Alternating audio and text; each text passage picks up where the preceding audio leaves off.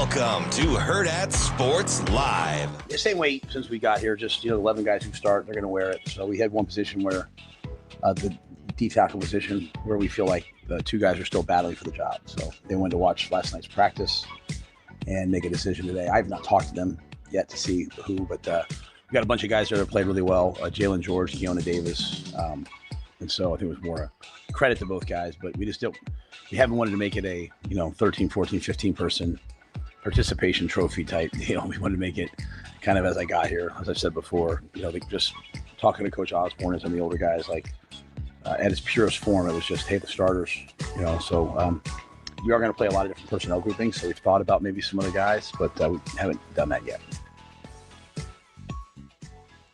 Good morning. Welcome into Hurrdat Sports Live, presented by Centris Federal Credit Union. That's DB. I'm Ravi Lulla here at Hurrdat Sports Bar and Grill. What's up, DB? How we doing? I'm doing good. How are you? I just keep telling myself another 48 hours, man. Just another 48 hours. I mean, we're under that now, right?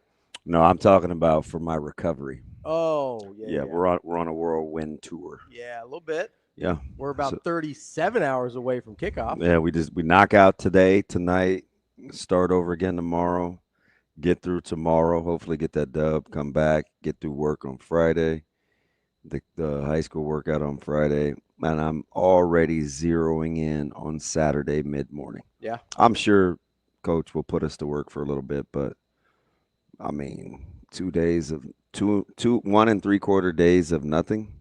Shoot. When's the next time you think you'll actually sleep? Saturday night. Okay. Into Sunday morning. Not ideal. Nah, I don't really have a choice though, because it's not happening tonight, clearly, and it's certainly not happening Thursday night. Yeah. Man, we were gonna have to be at the high school early on Saturday morning, so we just rock at some point. Yeah, but I've learned to do like the math in my head to be encouraged. Mm-hmm. Like I just count it down. Yeah. I don't stay right here and be miserable. It's just like all I have to do is get to, and then you know what I mean. Yeah. That's the game. Everything is. I just make it gamification. I think I told you this before, but when I was, I used to do strength and conditioning with guys. They'd kind of complain sometimes, be like, "Oh, I can't lift that for that many times." I'm like, "Listen, man, you can do anything 4 times." Yeah. And then it turned into, "Oh, man, you can do anything 12 times." And then we were kind of making a joke out of it, right? Yeah. You'd be like, "Oh, man, you can do anything for 3 months." Yeah, it's always relative, right? You know what it came from? What's that? So at Grace, they had the teachers' college, right? They would get educators out, right? And one of my a Dr. Lundgren, lovely woman, she was her first name Ellen? Michelle Lundgren? Her son is actually at Miller North. I had him as a teacher, ironically enough. Oh, okay. I think he's an administrator now. Anyway, shout out to Casey. But always these random shout outs to the Millard Northians. Always. Speaking of which, hey, hope that dedication is that at 5 today? Yeah, 5 o'clock. 5 o'clock. Tito's going in the Hall of Fame. Crouch getting a street named after him. So he's going to get that intersection behind just west of that new little. It's not new anymore, but they did all the construction for the entryway. I think it's the one right it by goes the back to the field. dealerships. Oh, right. I think it's the one right by the baseball field. It's called Crouch Turn-In Way. That's right. Yeah. That's pretty sweet. Yeah. Crouch. Well, I don't know what they would call it. Crouch Boulevard. I don't know. We'll see what it goes. I'm a big fan. I haven't asked for any spoilers for my guy Behringer yet. Big fan. But Dr. Lundgren she was like trying to mold young teachers and stuff. And she's like, never quit a job in the middle of a year, right? You'll never get hired again. Never quit a job in the middle of the year, no matter how bad it is. She goes, you can do anything for 9 months. She's like, you can hang from your toenails for 9 months. Like, you can do anything for 9 months. I don't believe her, but I like the mantra. Like, that's the mindset, right? Like, yeah, there's certainly stuff I could not do for 9 months, right? Yeah. Like, I totally understand. But, like, the mindset was, like, you can, like, just count it down. Get through it, right? Like, you can get through it. Just take it one day at a time and go, hey, it's 9 months of my life. I can get through anything for 9 months. It's all relative, right? I mean, that's really how you have. Yeah. Like, I have terrible eyesight, right? And a lot of times in the mornings, I don't use lights. Mm-hmm. Like I can shower in the dark. I can use the bathroom in the dark. And, I thought today, I'm dead serious, man. I asked one of my coaches because we kind of come with like thoughts of the day. Mm-hmm. I can't see, right? And I'm like, well, it's not that bad because like I wonder like how do people that can't see, like how do blind people know when to stop wiping? Right? Like, so for me, it's like, That's just a funny, like, that's the best possible example you could give. Like, I'm so proud of that. It's a great question, though. Like, it really is. Right. Because, like, how would you know? So, like, it could always be worse from that. The moral of the don't get hung up on the analogy. It's an incredible analogy. The moral of the story is, even though I can't really see, like, it could always be worse. You think they go with, like, bidets? You think that's, like, a better option? So I sat there for a minute. And I'm like, that would be miserable. Like, you've thought about it, right? Like, you've tried to figure it out. Like, how? Like, how do you know? Is it like a? I don't know. It's like a texture thing. And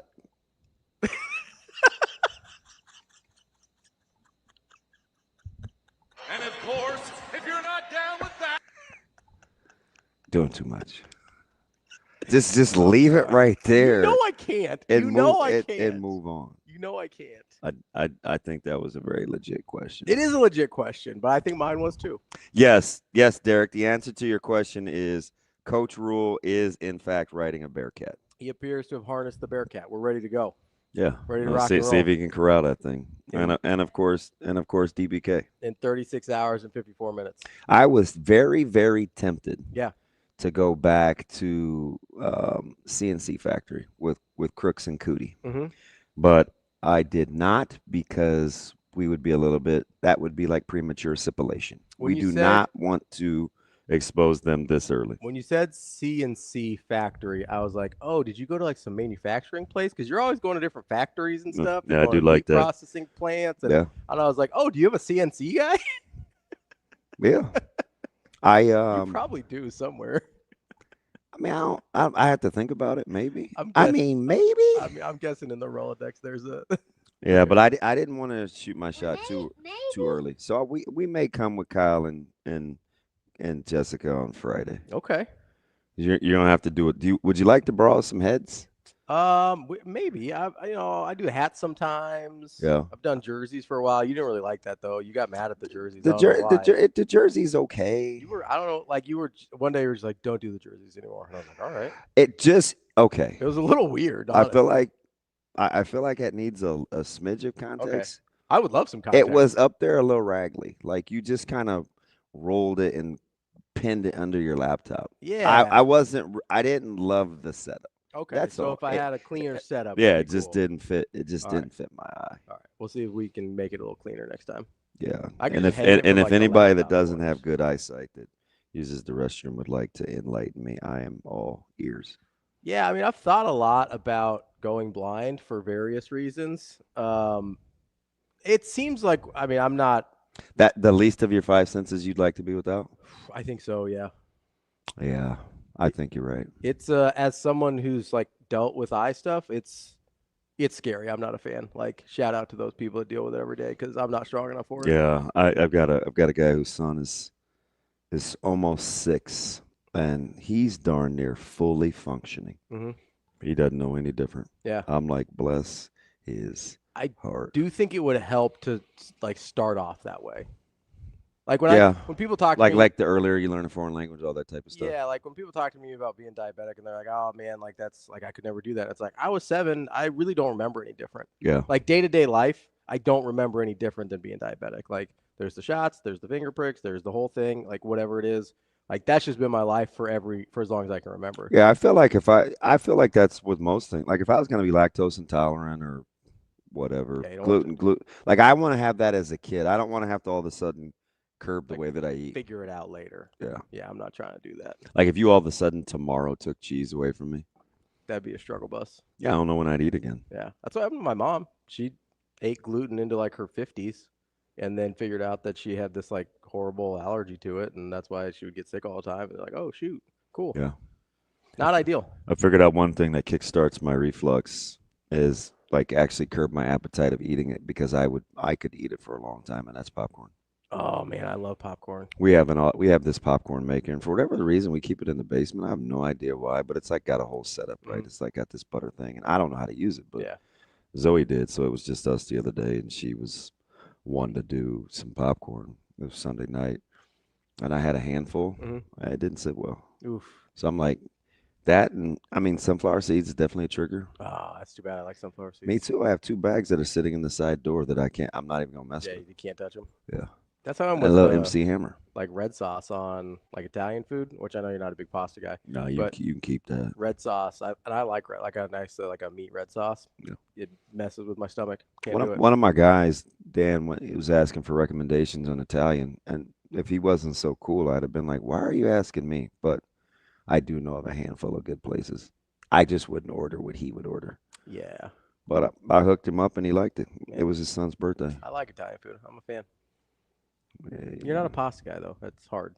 And I get it. Like I cue there's things other than pasta, but then you get those diehard. Like if I would say that to Coach Lamange, he'd be like, "There is." Yeah. What else is there? You don't want to say that to an Italian person. They'd be like, There's things other than pasta. it's like attacking one of their core beliefs. Oh yeah, yeah. It's I just keep it pushing. Yeah, you got to. You got to. You know. Listen, No, but not everything's for everybody. It's all right.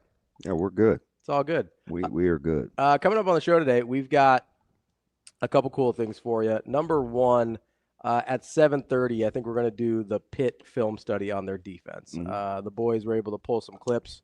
I'm going in blind too. We've got a traditional handoff. We've got a QB run, which I thought was important for this week. And we've got, you can tell me, I believe it's an RPO, but it might just be a more of a play action. Yeah. So you can tell me, and we can get through that. Ooh, got me going in just blind. So that's coming no, up. I'm gonna get off of that because got me going in without having seen it before. Yeah, we like to, I'm like Severe. I like to get your genuine reactions. Coming up. I think he was a little salty with me yesterday. What'd you do? Sometimes I think he thinks I'm being mean to him. Yeah. And he hit me with. Is it because sometimes you're mean to him? I would say no. What would he say? Well, so here's the thing. Like it's what he accuses me of. He's much worse. Now, one thing he is clearly better at than me is he will check on me. Yeah. Like he's very good at reading my vitals. Yeah. So he'll periodically say, "Hey, man, you good?" So he's not mean all the time, but he's not like super complimentary. Or Can I put my coach and teaching hat on for you for a second here? Yeah. Because I'm gonna act like you would, like if one of your kids just told you this story, I'm gonna act like you for a second. Okay. All right. Does him being mean all the time make your actions any less mean? No. Okay, that's all I want to see. I don't appreciate that though. Am I right though? Yeah. Okay. That's unfortunate. Let's not do that again.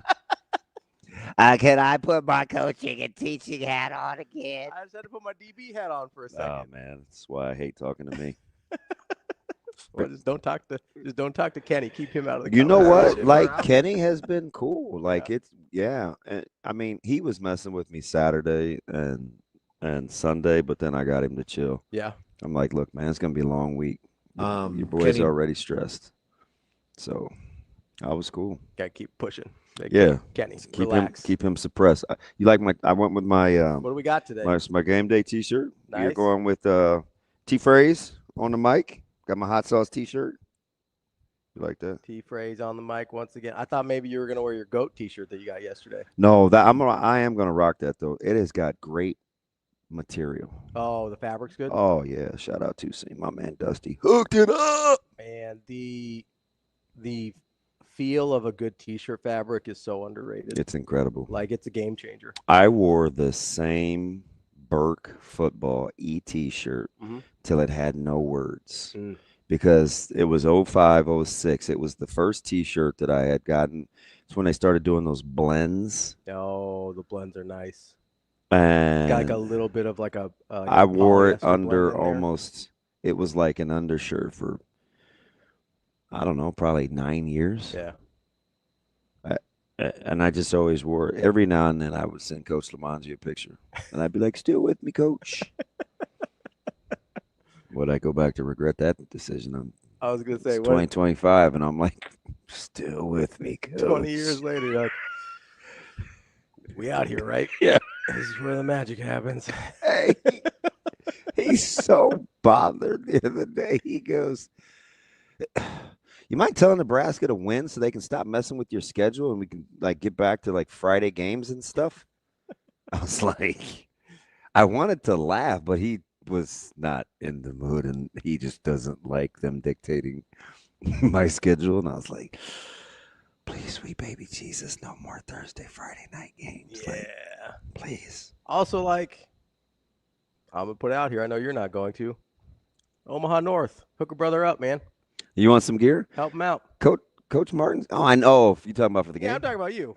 Yeah, I think we needed my alma mater's help too, though, because it's played at their field, and I know we tried. Like D-Rock and those guys aren't going. Like he's not gonna go watch. He can't watch. He's going to see Donovan. He's not going to watch Darian. Yeah. Yeah, it's tough. I'll be curious to see what the gates are. I think it's gonna be bad. Do you? I mean, compared to what it would be, because that's a good game. It's a big game. And top 5.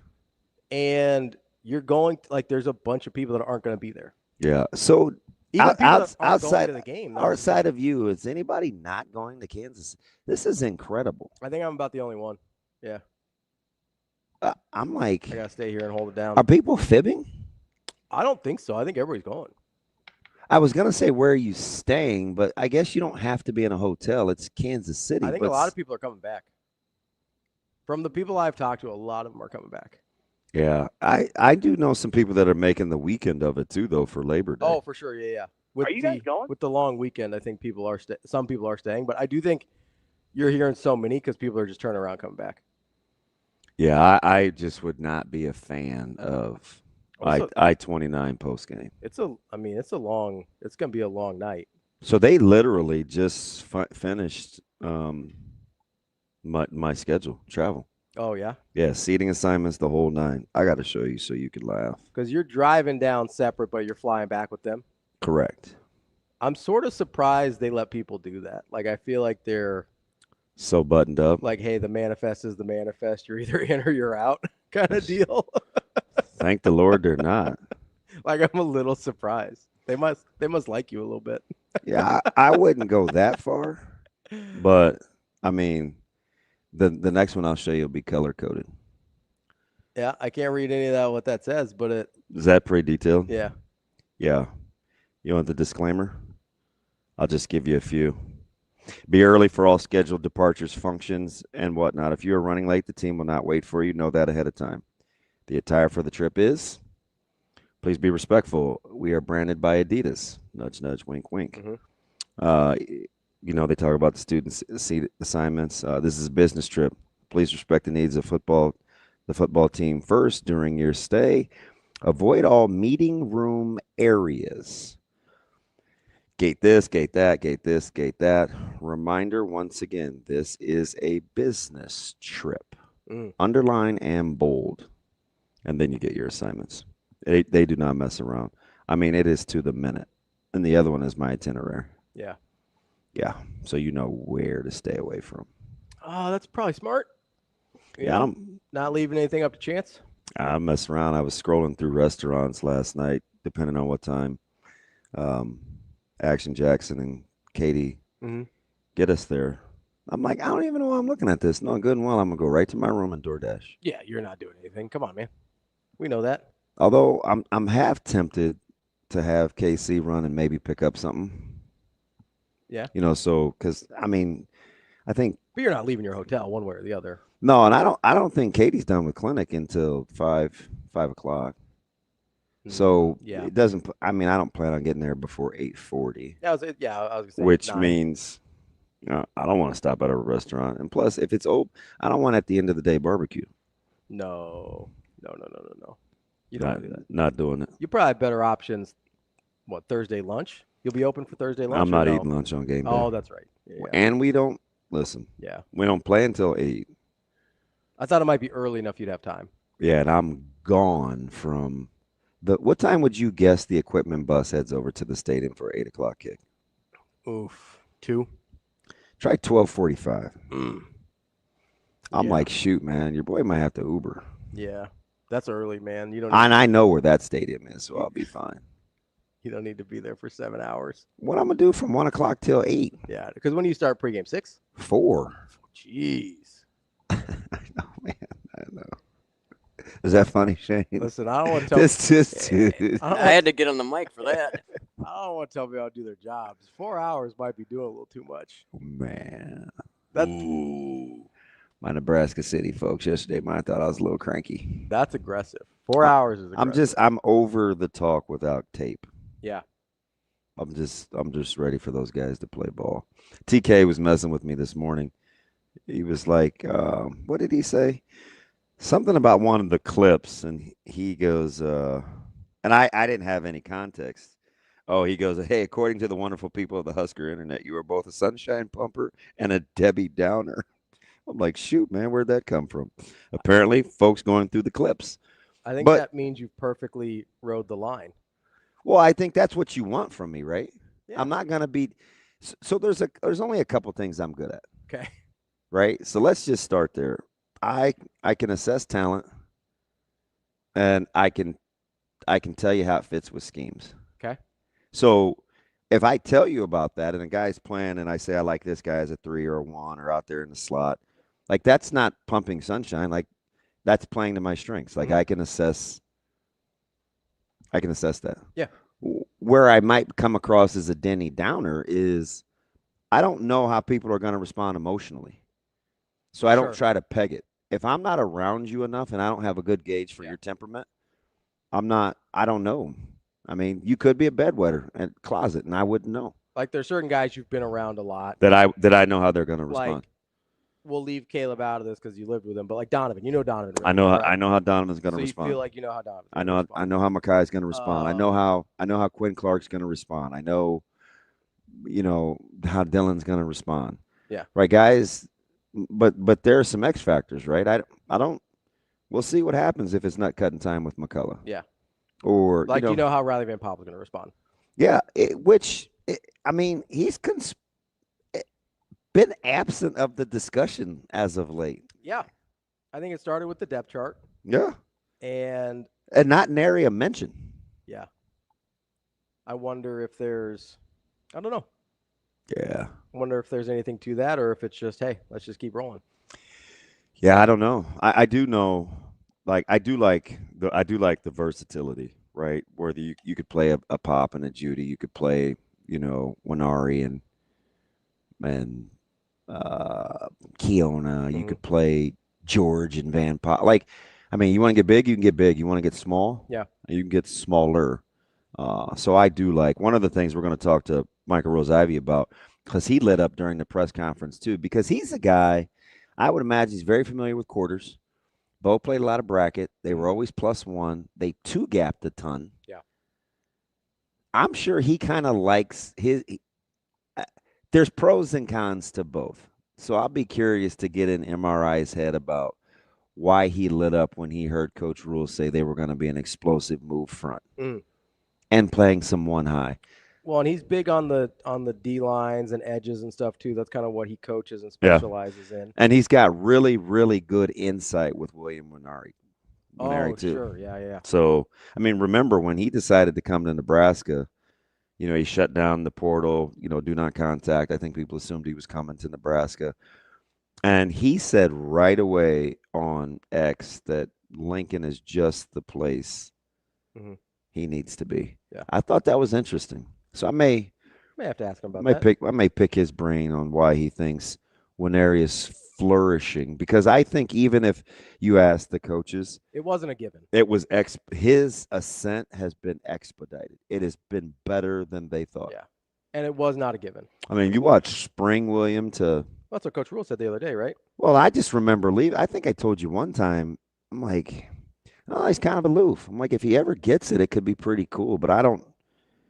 I said he doesn't strike me as the type of guy that is integrated in a system. He's kind of throw him out. Yeah, he's kind of like Lone Wolf McQuaid. Yeah. Which I was tickled that they threw a microphone in front of him. Yeah. I mean, because you talk about getting out of your comfort zone. Yeah. I mean, he clearly does not enjoy talking. He just minds his own business. Yeah. Well, and I mean, I think when they say yes, he can play in a 2. I think when they say they're going to ask guys to. He'd be a terror in a 2 rushing the passer. To get on head up on a guard. Guards aren't getting their hands on him. No, I wouldn't think so. Oh. I just think that when they say they're going to ask guys to do things that make them uncomfortable, that's not just on the football field, right? Like you can learn those, you can build up those calluses and learn those life skills outside of actually playing games. Like there's a lot of things. Now it only translates to a certain amount until you get into a game. Yeah, but just being able to mentally wrap your mind around, hey, I got to do this and I'm going to survive. Yeah, for real. And you already had your all in the, what is it? All in the family. Hey, Archie. You know, you had your Edith moment where they threw Archie out there in front of the microphone, and now he's like a regular stand-up comedian. Yeah. You know, he is pretty witty. He's a snarky son of a gun. I mean, I just liked it when they're like, when he was talking about his little solo, and he's like, yeah. Come on, Edith. I gotta be honest, I crushed it. Yeah. He's a likable dude. Speaking of Mike Rose-Ivey, we're gonna talk to him at 9:30. If you didn't see yesterday, he replied to, or he put out a tweet yesterday about joining the show, and then there's a thread there on a breakdown of some Cincinnati stuff. So make sure you check that out as well. It's at Coach Rose-Ivey. Look at you, all professional. See, you got here early. I'm trying. You know, I said I'm gonna. And you're all like locked. I said I'm gonna try and be better. We're gonna try and be better. The dogs cooperated. It's not that don't blame the dogs anymore though either. No, the dogs are all right. You gotta adjust for built-in variables. The only time the dogs really mess me up is when I don't know it's gonna rain, and it's raining and when and I he wake pull up, an Ollie Williams. and then It's gonna rain. Yeah, and they're just not having it. Yeah. And I got to get them outside because otherwise they're going way too long without going to the bathroom. So that's I'm the only time. very proud of my geriatric dog and his little spunky brother because they have learned to negotiate and navigate the sprinkler system. They used to stop dead in their tracks at the top of those stairs. I'm like, no, man. That thing wet. Get to where you're going. Yeah, I'm gonna be honest. So now they it looks like they're on like a little zipper. There's really just one of the dogs that's a problem with the rain. Yeah. You know, the other two seem to navigate pretty well, but you know, Doug's a little bit of a diva. I might have to get. I don't know. I'm not a big THC weed guy, but I might have to get Biggie to start blowing on a few trees or get him some chewables or something because I feel like he's got glaucoma setting in. Is weed's good? THC is good for or is that just medicinal and black people just used to use that as an excuse? Well, you gotta understand though. I did not say anything about coke. Not getting my dog on coke. Never affected his play. I know that they use marijuana to treat glaucoma. I don't know if it actually helps them see better or if it makes it less painful. Like I don't know what it does. Could you just see Biggie clearing like a little 1-footer? Dude barely has any teeth. Nah, I had to get him maybe a tablet or something. Maybe you just need some readers. I don't know that I can read this font without a pair of readers. I've done the little. Hey, did you see his jewelry the other day? Yeah. Dude is wild. Go Big Red. Listen, my guy's feeling himself. It's cool. I had somebody text me. Oh man! As soon as I saw your boy, Rule's rocking the jewelry. Dylan's got the fashion specs. I'm like, man, you guys better get a W. This place will come unhinged. No fun if you're not winning, man. You thought the podcast was bad. Oh shoot! Wait till he's at Crawford's send-off. You gonna be mad? Yep. He's not reading Always. glasses. Why are you not at campus working? You've got the weekend with the holiday coming up. Like you need to be in Lincoln. It's 3 days. You could be working. I hope he lives his best life. Listen, you gotta do what you gotta do, right? Yeah. Can't work all the time. Would be nice though if it's after a dub. Yeah, I mean that certainly helps the situation a little bit. It's the only guy that could show up at a send-off for Crawford and steal the show. Yeah, maybe a little bit. Again, just Maybe have it a be little bit. Just have it be after a dub. Yeah, I mean if it's after a dub, depending on how it goes, he might actually steal the show. There are some really incredible telltale games, man, that I am kind of low key. I'm going to give you a tricky one, and you're going to laugh because I've been the other way almost all off season, although I have talked myself out of the Minnesota Gopher phobia. Mm-hmm. Buffalo returns a ton. Okay. I think they have 15 or 16 starters back. They're catching 17 in Minnesota. 17. Seems like a lot. Yeah. It's an experienced bunch. I don't look at For Minnesota. to be breaking in a new quarterback. Quarterback. Baylor Auburn is in. Baylor is still a dog. I also just don't look at Minnesota and maybe this like stylistically they don't blow a lot of people out. No. So No. 17 is a lot, right? Like that's kind of a crazy number. Yeah, I think I would take Josh, if he does this, the internet will break. I think I would take Baylor over Auburn. Yeah, he's gonna look like Frank Lucas, Josh. He's just gonna wear the whole thing. I'm just telling you, it probably wouldn't be that far off. Go for it, man. This might be it's fun to extrapolate because it's all jokes, right? Yeah. I mean, it's just us. I feel like a Bernie Mac skit coming up, but it would be funny if this was kind of like a na team, right? That did the thumb in the nose thing. Oh yeah, because they have some characters. and I'm certainly going to. So I want him right there alongside with me. Samadana. We're gonna be more mature. I'm 100% not. Let the young men have their fun, but they do have some nana boo boo guys. Yeah. No, I think they want people to know. I could just see him in like these gazelle shades with the like mink and the little hat with the plume. Nah, That's a story to keep in house. yeah, exactly. It's gonna. Did you like the little CBS sit down? I did. I thought it was all right. Yeah, they chopped it up. They gave him a hard time. So I kind of like that. How about Buford though? Yeah. Dude is really like I cheer for him a ton. I like that they just treat him like one of the dudes. Yeah, they mess with him. Yeah. Like He needs that though. The guys know. Yeah. Like he needs that. They know, and he takes it Yeah. like a champ too. You know. He participates, which I appreciate. Yeah, it was interesting to see Deshaun open up too. Yeah. And you got to hear my Mississippi accent. When you get Malcolm going, good luck.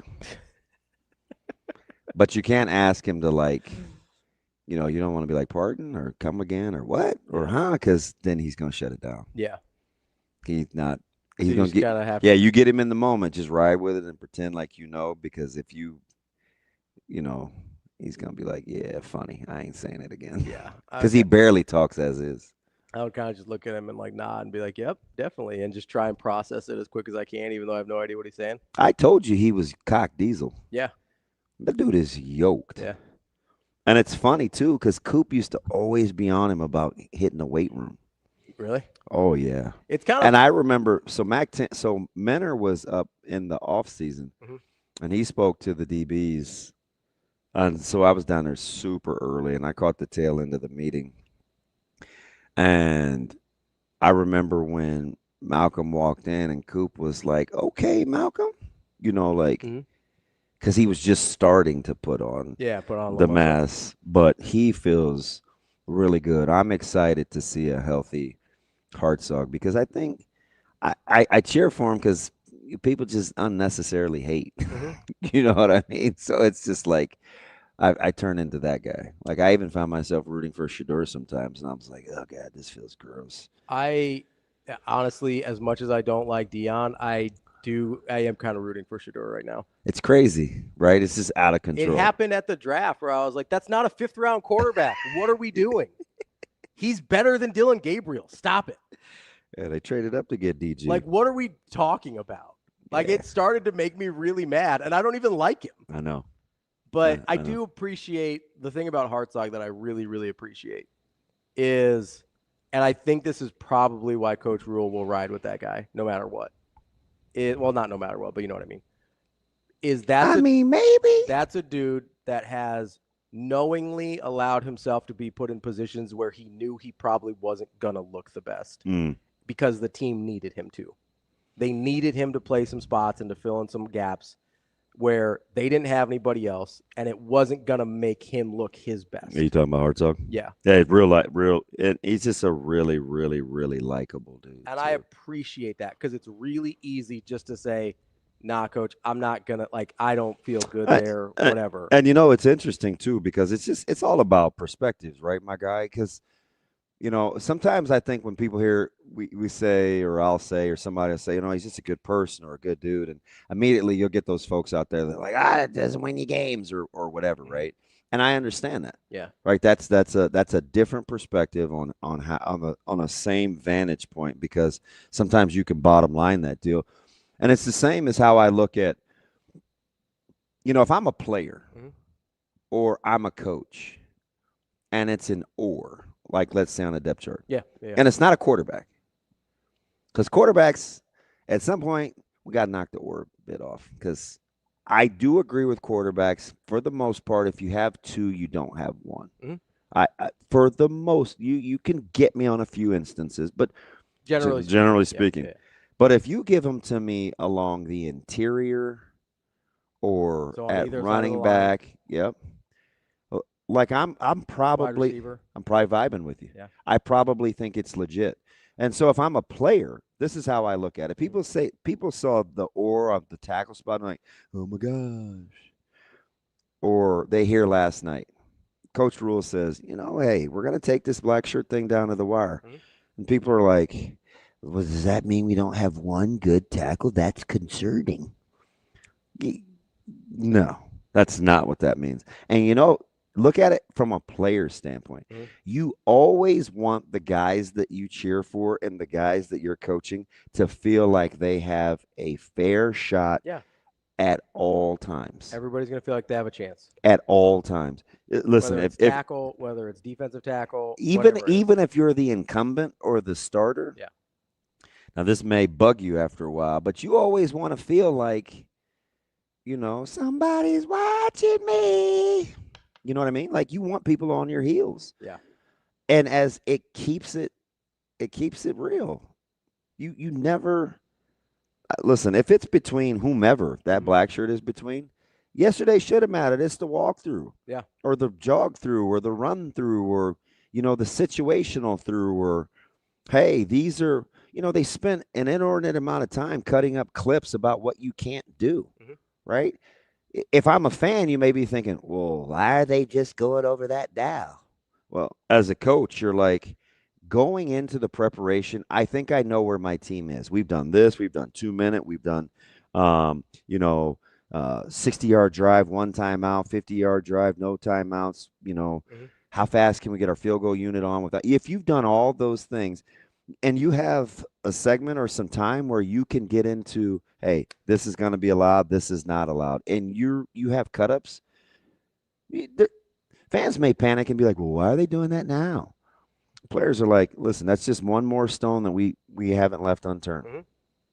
Right? So the perspective is typically through our own prism, but when you hear the whole, to go back to what TK said to me, 1 minute I'm the Sunshine Pumper, 1 minute I'm Denny Downer. Yeah. Debbie. Oh. Denny. I prefer Denny. Okay. I mean, I'll rock with Little Debbie's. But I do like Denny's. Okay. And I am, for right now, a dude. So I'm going with Denny. Okay. Can I be Denny Downer? Whatever you would like. Oh. What is this, Burger King now? No, I'm T.I. Is it really Have It Your Way? Oh, no, it's T.I.? You can have whatever you No, like. I know. I sure hope so. I mean, what tequila, or, T.I. rocks with tequila, too. Does he? Yeah. Does he have his own brand? I don't know. Most brothers got their own liquor supply. I don't know. Well, a lot of celebrities are doing the spirits now. Similar to exactly what I just said. I wasn't as specific. Well, you were more specific. You went more specific. I went more general.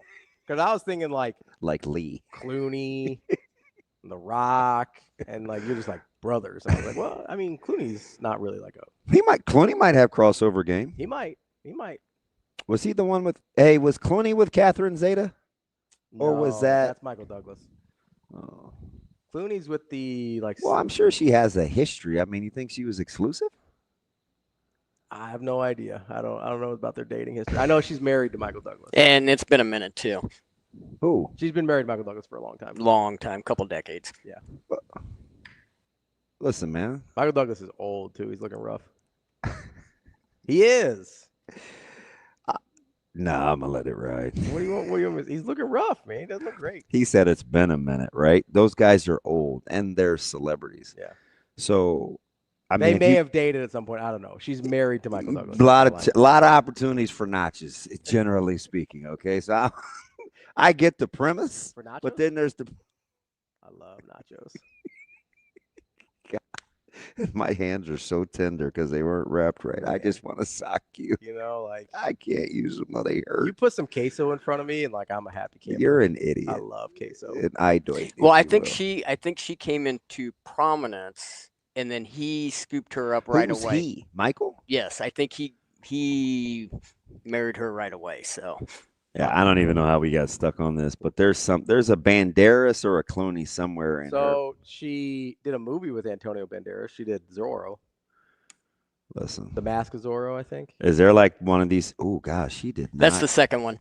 I'm not going. Oh, what's The Legend of Zorro? Is that the first one? I'm not I gonna believe tell. so. There we go. So I've been married since 2000. Yeah, that's 25 years. That's a minute.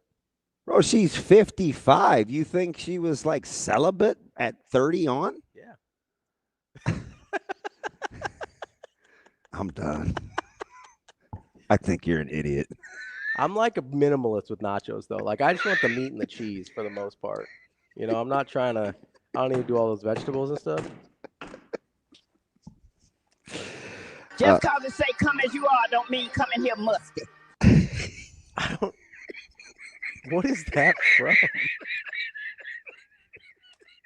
What is, Shane, what is that? Just cause it say come as you are don't mean come in here musty. That ain't the Holy Ghost, baby. Now that's your armpit. Shane, what is that? I don't even know what you're doing. Can we lose the nacho bit? I thought you were talking about nachos. No, I said I thought you said everybody. I thought you said everybody in Hollywood loves nachos. I said nachos. Oh, I thought you just mispronounced it, like Buenos Noches. No, like nacho doses. You're an idiot. I'm so done. We've with got you. Brian Christopherson coming up at 8. Andy Kendeigh at 8:30. AK's got a big. He's got. I keep seeing all these advertisements. Yeah. He's got the Bread Zone kickoff. Yeah. Wonder what time he's leaving. And Lauren's a KC gal, so she's going back home, Going early. living her best life, like gallivanting in Las Vegas, and now going back home to KC. 9 o'clock. We got Mitch Sherman, as I mentioned earlier. Michael Rose-Ivey at 9:30. Let's take a quick break here, Shane. Let's make it a quick one. We'll get to a little Pitt film study here. I want to get to their rushing defense and kind of what that might look like for Nebraska. We'll set that up and get to Brian Christopherson shortly here on Hurrdat Sports Live.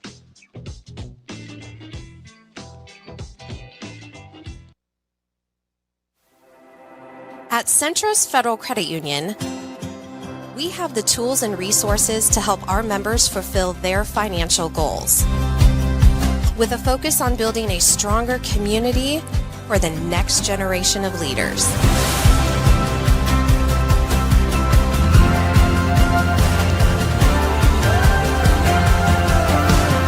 Centros Federal Credit Union. We are where you are.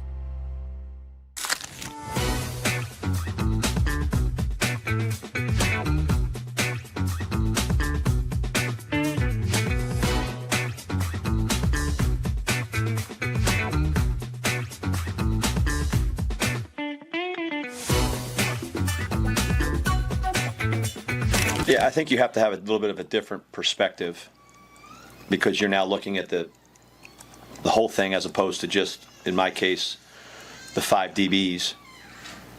And you have to obviously take a little bit more of a global approach to solving problems. What's happening up front? Are we controlling the quarterback? Are we controlling the run game? How is our front, handling their offensive line? So yeah, I think it has to. So therefore, there's just so many more things you have to think about and adjust to. So you've just got to be more neutral, identifying what we're doing well, what we're struggling with, and how we can solve problems in a second. So yeah, anytime you're in charge of everything, you have to be a little bit more global and a little bit more neutral in how you're responding to things. So I think I did in the bowl game, and I'll have to do it here. I mean, my excitement level may get up every once in a while, but I'm going to do my best to remain flatlined.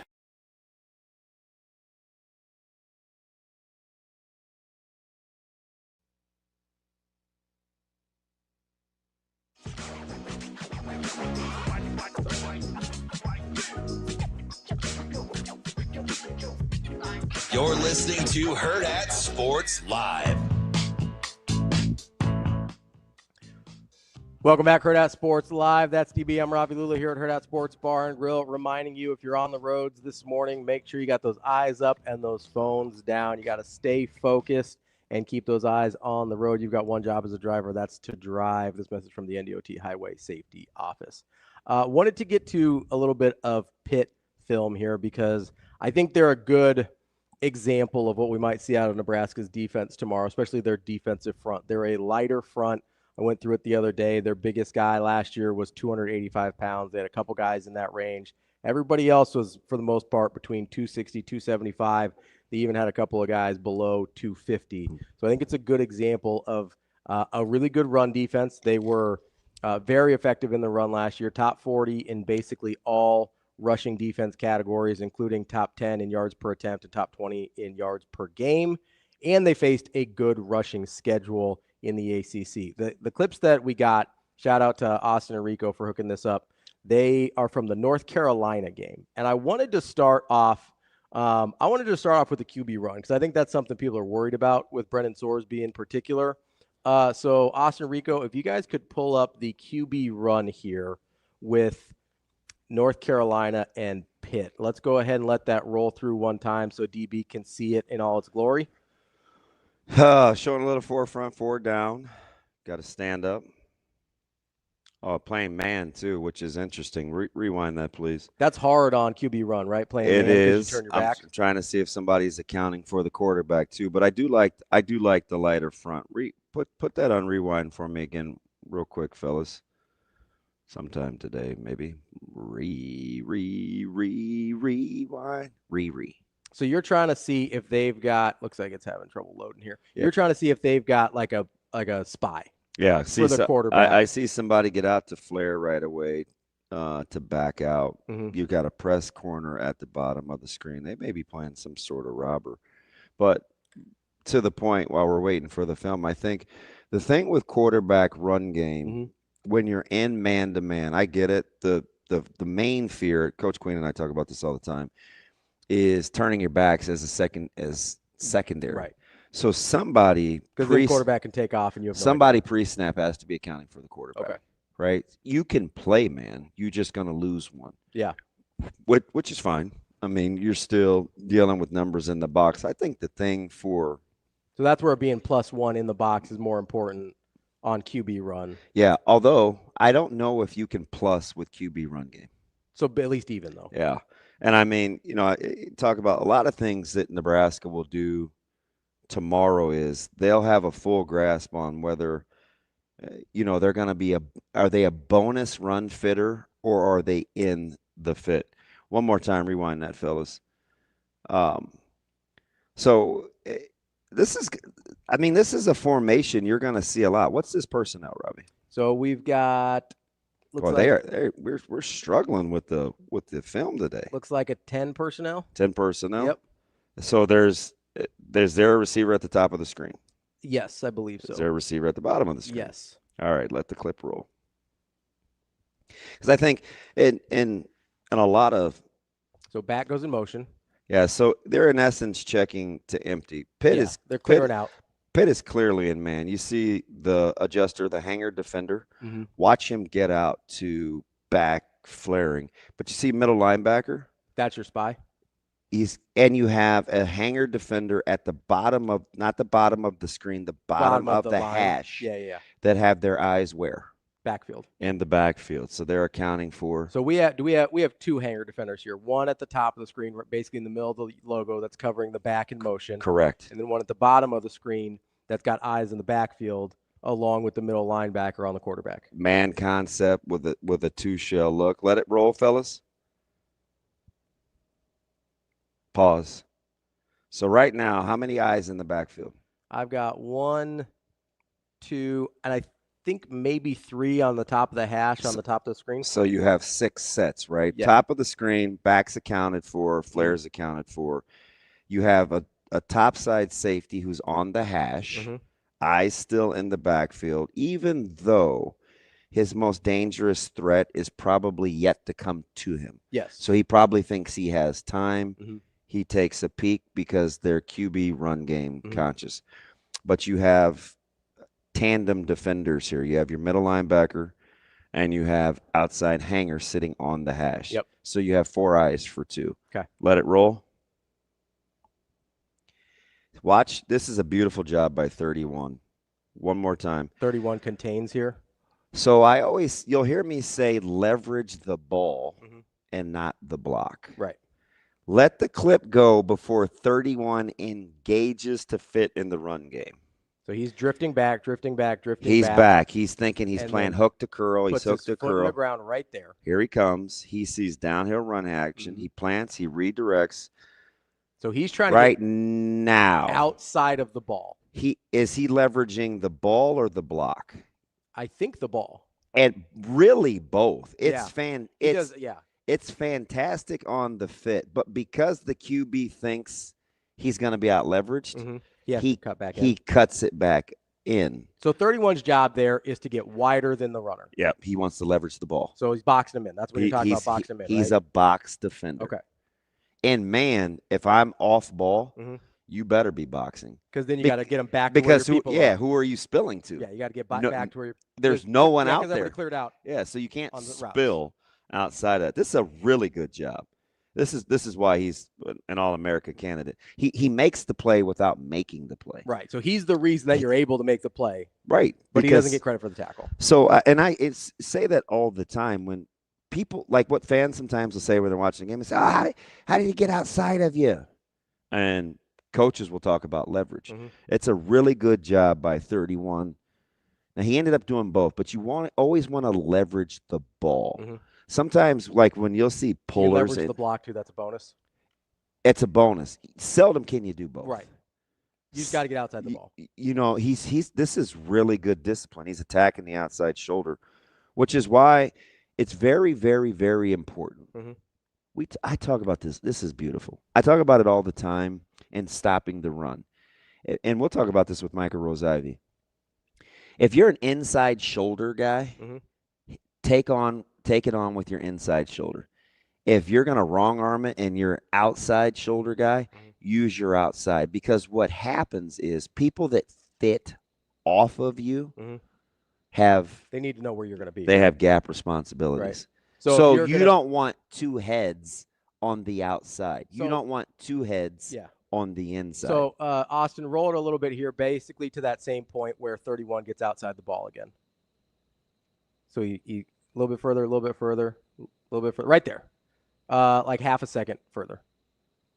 So right there, perfect. So the middle linebacker coming over, he knows where to go because 31's responsibility is to get outside the ball. 100%. So let's try and translate to Nebraska here. So 31 started basically as a hanger right off the line of scrimmage. Yeah. Right? So who is that? So that could be a Shavers type. That could be a Javen Wright type.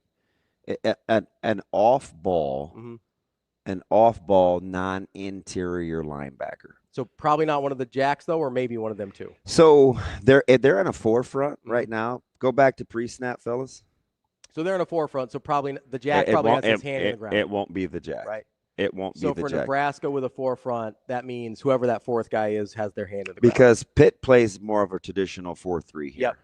So whoever the jack normally would be for Nebraska in this scenario has their hand in the ground. Correct. So that hanger, or he's a stand-up guy playing on the line of scrimmage. So the hanger there is a traditional linebacker, Shavers, Wright, Marcus Trent Watson, Marquise Trent Watson. For all intents and purposes, in a 3-by like this, it could be a safety too, as one of your hangers. So that's what I was going to ask. Could be playing in the box. And a lot of times if Nebraska plays with a fifth DB, which they do, chances are that's like your rover. That's Singleton. Chances are that's who that is. Right. Yeah. So in this scenario, because it looks like it could be a Hartzog type playing like the nickel will. Okay. Who's down into the box playing man on a number 2. You know, so it just depends on the look. Anything else you want to see from this clip here? No. Okay. Let's go to the. Although one more. No. Go to the next one because I want a true run. Let's go to the traditional handoff, guys.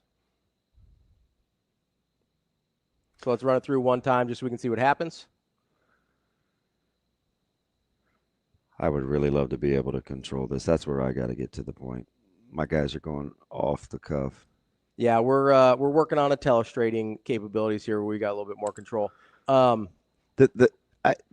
key that I want you to see with Pittsburgh and how they come off the ball, that with regards to what Coach Butler is talking about, is the hands. Pause. Rewind, then pause. Do you feel the line of scrimmage is being recreated? Right now, the line of scrimmage is at the 31-yard line. So here's what I thought was interesting about this play is it's 3rd and 6. To me, I think, hey, passing down, but they're showing a lot of guys at the line of scrimmage. So this is a blitz look to me, right? Am I right? So there, see the stand-up backer along the hash to the bottom of the screen. Yep. That's kind of what we would call a mug look, where he acts as though he could be coming. You don't know if he is or not, but the linemen will count him. They will count him as a rusher because he is clearly an A-gap threat. So we are at 1, 2, 3, 4, 5. Yeah, just count the guys in the back end. It's easier that way. Yeah. So you have 2 corners. You have 2 guys off ball. So where I got a little confused here is, so it looks like we've actually got like a really wide, what is that, like a 9 on the bottom of the screen, and then you've got a hanger off of him as well. Correct. So we actually are at like 7 basically on the line of scrimmage. Yeah. So that's a pretty aggressive look. It's a very aggressive look. You're trying to affect the quarterback's eyes. Yeah. And you want the ball to probably come out what? Quicker or later? I would imagine super quick because you don't have any help over top. And look where the corners are. Yeah, they're pressing, so they're not giving you any ground. They're expecting they're this thing. They want this thing to come out right now. Fast. Okay. Roll tape. Go ahead, guys. Pause. One more time. Come back. Right now, they've recreated the line of scrimmage. About a yard back. It's not even your rushers. It's your interior down linemen. Yeah. Watch their hand. That's a perfect pause right there. Look at the center, or the guy directly over the center. When you talk about violent hands and being Keona Davis, by the way. When you talk about violent hands and being explosive, look at the get off from the nose. Yeah. Like he won immediately. Like right now. I mean, he's flat backed, he's engaged, he is recreating. The quarterback hasn't even really caught the ball yet. And this is impressive. Yeah. This is impressive for how they're getting after you. Another full second. Now you know you're in trouble. Yeah, because if you're handing off right here. So and look at the eyes. So even let's say they wanted to RPO this. Let's say the quarterback. Do you think this is a read or do you think this is a true handoff? I'm looking at the quarterback's head right now. He looks like he's trying to read the end, doesn't he? He does look like he's trying to read the end. Okay. But the pressure is immediate. Give me another full second on the clip. Pause. He's dead to rights. Number one.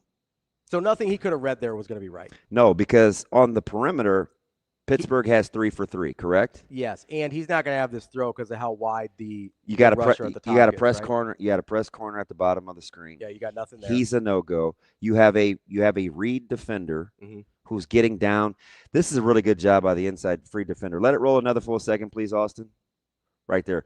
So see the edge rusher that's not free with the towel. He's coming right off the down block. Yes. He knows he's a dive guy. He's not paying any attention to the who? To the running back. To the quarterback. He's going. Wait, he which knows guy? Inside free run defender. Gotcha. Okay.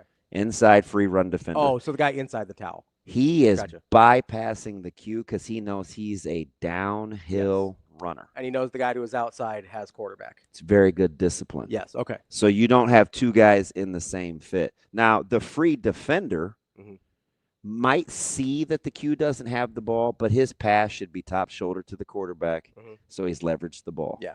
So he's basically coming through backside in case the running back cuts back somehow. He's got Q. Yeah. That's why you don't say, I have running back, I have quarterback. You say, who has inside, who has outside. So the guy with the towel had outside. The guy inside him is what dove down, took away the running back. 100%. That's how you have to play it. That's really good discipline.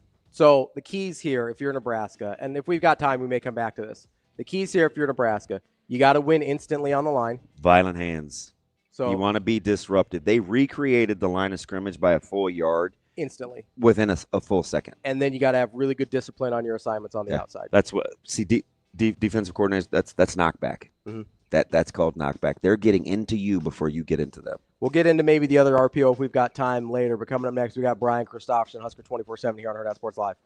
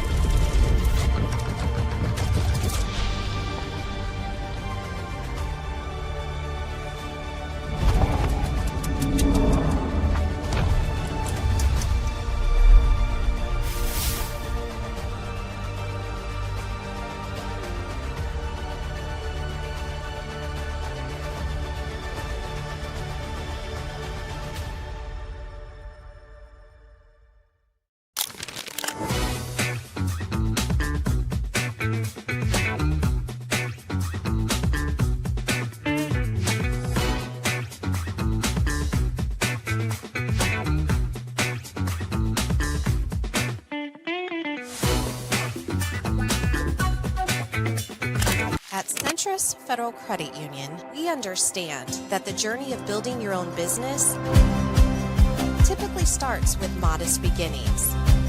With a little help from our team of experts and small business loan offerings, you can take your vision and transform it into a more concrete reality. Centris Federal Credit Union. We are where you are.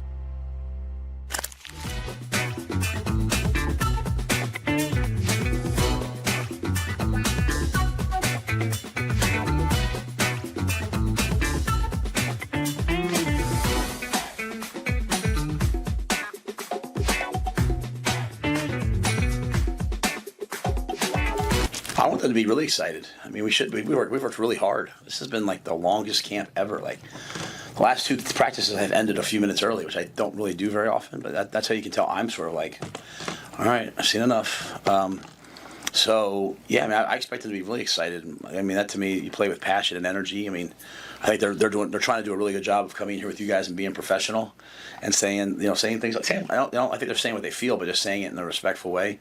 But they should be really, really excited. At the same time, I think we recognize, we watched that cut up with like 60, 65, 70 plays from the games on Saturday. And what you saw over and over and over again was just bad football and bad football plays. And that comes from just not being focused on the play, worrying about the scoreboard, worrying about everything else, worrying about, your playing time, I don't know, whatever the only things that can distract you, right? So just challenging the guys, like we want to go play this game one snap at a time with intentional focus, neutral mindset, and attack each play and not worry about what the score is, just worry about how we're playing and then deal with how we have to play, adjust to the situation in the fourth quarter. But we've worked on this for a long time. We've worked on it for 3 years. So I'd like to see it come to fruition now where we just go out there and play with a ruthless mindset.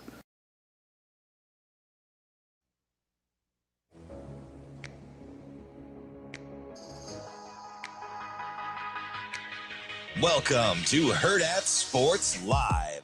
I think the test is going to be great. You look at these games from this week and the week 0 games. We watched a significant amount of them in our staff room, just some of the things that happened. And other than ball security, the number one thing that stood out was the poor tackling. So we've been emphasizing it. I'm sure you guys are going to ask me about it every week, depending on whether we tackle well or we don't. But tracking the near hip, taking the extra step, getting body on body, having population there, being physical.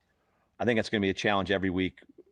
Every team we're playing, specifically this week in Cincinnati, with all of their skill that we think they have, and then the skill that they brought in that we've got to see and kind of test out early. So I think it's a challenge. But that's football. I mean, if you're going to wonder if we're playing good on defense or not, it's going to come down to can we tackle their players.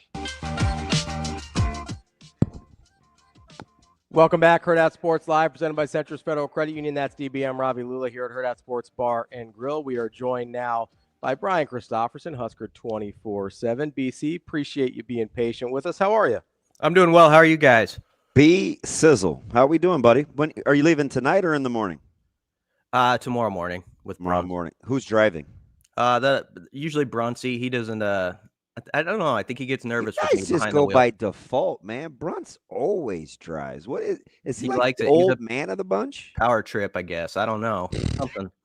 I don't like other people driving either. I get it. The thing I respect about Brunts, though, and this is important in any travel partner, this doesn't matter as much when you're going to KC, but when you're on a longer trip, he respects a good gas stop break. Like he'll give you, it's a good 10 to 15 minutes, and then you get back and kind of compare notes about what you got. I think that builds great camaraderie. That's culture. Yeah. If you want to talk about culture, that's it.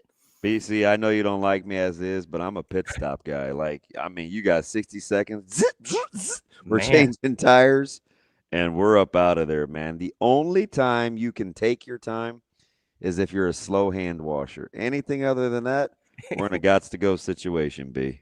I don't know, man. 15 minutes? Maybe I'm exaggerating, but it's 10. We get 10 to 12, I'd say. Oh, my God. Good 10 to 12, yeah. So and then it's just like a fun back. It's like when you went trick or treating and you pour out your bag afterward. Like, what you know, do we got? What's yeah, the take? it's good. So I like so. I think whatever there is know to say about Bruns, he has that in his bag. Sometimes he'll throw in a little yacht rock or something, but he's all right by me. All right, give me an example. I've heard of it. So I think I know the genre. Give me a band though. Who's yacht rock? Michael McDonald. Okay, yeah. He's probably listening and being like, "That's not what we listen to." He likes the '90s too, so I got to give him that because we're '90s. We grew up in the '90s. No, it's just like a very easy going. It's like what you would hear in the elevator at like when you're shopping at like air supply grocery store. Yeah, like their 50s and 60s. Like oh, that is the least surprising thing ever. I think I typecast it wrong. I feel like we did it at one time where it was on Yacht Rock, and that sounds pretty Bruntsian. No, big Christopher Cross guy. I'm gonna. I'll have this discussion. Sailing, take me away. Yeah, is that that's Yacht Rock, right? I don't know. He's Christopher big Cross. He came across my TikTok algorithm like 4 days in a row. Different than Chris Cross. Like the Mac Daddy. That'll make you jump. Yeah, I can't see Brunts wearing anything backwards except his hat. Different guy. We like some '90s hip hop. We like big young MC guy. Yeah, we like some old school. So a lot of '90s too. I don't want to act like it's all. I kind of like some of the guys that these guys are streaming. You might be all right with our music. I'm a big Phil Collins guy. I don't know about sitting with a couple of guys. Yeah. I mean. Take a look at me. I'll be like, no, how about not? Yeah. Just imagine. Big against all odds guy. Just imagine like 4 dudes in the car in the air tonight. Boom, boom, boom, boom, boom, boom, boom. Yeah, I had a lot of that. Get it. And it was awkward. I think, Damon, you would be all right with our music. It would just be when we're talking like a little too excited about our like Cheez-Its that after a 12-minute stop where you'd be done with us. Is anybody in the car an extra toasty Cheez-Its guy? Because I'm with that guy. I don't think so. Oh, got a little crisp to it. Yes. Yeah. It's a little more brown. I think we like it standard. Standard? You don't like the? Yeah, I'm with you. I don't like the extra. Like you get the little residue on your fingers and all that. Dusted. No. Standard Cheez-It guy. What about reduced fat? BC, kind of reduced fat guy. I don't care about any of that. No. We're doing too much now. No, I mean I don't even look at the bag for that stuff. Like just give me what it was in 1997. That's what I want for most things. So like any of the stuff they've tried to do to make us healthier with our Cheez-Its or whatever, it's like, no, I don't even need to waste time with acknowledging that. Give me the stuff that makes me think I'm using cocoa butter on my skin. It's like you're done eating them and you're like, what is that? Oil? I'm a big Gardetto's rye chips guy. Are they're those not the bad. brown things that look like toast? Yeah. They're not bad. Those are fire. Yeah. I get the bag that's just them. Oh, it's incredible. Yeah, I would put those with sesame sticks, peanuts, and something cheesy, and that would be my homemade snack mix. Yeah, those are good. Gardetto's. Those are those are the best ones that's in like there. one of my go-tos. Good call on that. Yeah. Do you like peanuts? BC? Yeah, they're all right. It wouldn't be my first thing. Wow, I'm not doing Snobalicious. I'm not doing peanuts on a road trip. He said, nah. Nah, not doing peanuts. I'm a big Twizzlers guy. What about smoked almonds? Ooh, Twizzlers is a wild take. Why? Whoa. I look sideways at the people that prefer red vines over Twizzlers. Well, Twizzlers are definitely better than red vines. It's just if I'm going on a road trip, I don't go sweet a lot on a road trip. I'm a savory road trip snack guy. I do like my homemade snack mix. Like Twizzlers are better than red vines. Although red vines makes me think of the Andy Samberg rap where he says red vines plus Pib equals crazy delicious. The Chronicles of Narnia rap, which I thought was pretty clever. But this dude, they cut that out. Yeah. What? Yeah, that's gonna needed be. to see you needed the visual though. Like he was kind of you were I was feeling going. yourself a little bit, B. I like that. Yeah. Back on 36 and Ames. Yeah, there's the North guy. Yep. There's the Magnet Viking right there, baby. There he is. By the way, you know who quietly you should be cheering for on Thursday tomorrow night, and it's not your alma mater. It is the West Side Warriors. Okay. All right, we're going for the Warriors. Well, that seems arbitrary, but okay. Sorsby, I want to get to it. That's where he went to school. That's fine. I know. Well, I mean, I can't go against my Vikes. You know that, Damon. I understand. Understood. I've had some good years there. I want to get to something, B, because before Shafe made me mad yesterday, I really was in lockstep with him about the intensity and the answers and kind of you have to see Coach Butler in all his glory. I felt the other day when he took the podium. What was kind of your vibe? He talked about Sorsby and it was intense. He talked about, the front seven and how you need to play good defense and it was intense. I felt like he almost had to rein it in. I that was a good embodiment of what I think his competitive juices are. Yeah, I would say so. You could tell with everybody over there we had switched to it's even on Coach now. Rhule was a little crabby yesterday. Yeah, it was 11th hour stuff, which I like. I like when that mood's in the air. And it I think you want that. You like that sort of focus. And yeah, I mean, when John Butler was talking about Sorsby, the thing I guess that stood out was the respect he had for. Yes, he's a runner, but he's also a physical guy. Like he put emphasis on he'll put the hit on you as opposed to you putting the hit on him, or at least that's in his body of work. So you got to know that he's going to be a guy who's not afraid to be a physical runner when he takes off. I thought the other interesting part of this game really is we do a know the foe type thing with the Cincinnati writer. And last year, one of the things he stressed with the offense was that was a group where everything had to be like 10, 11, 12 play drives. And that's good when you can do it consistently, but it can be tough to live that way.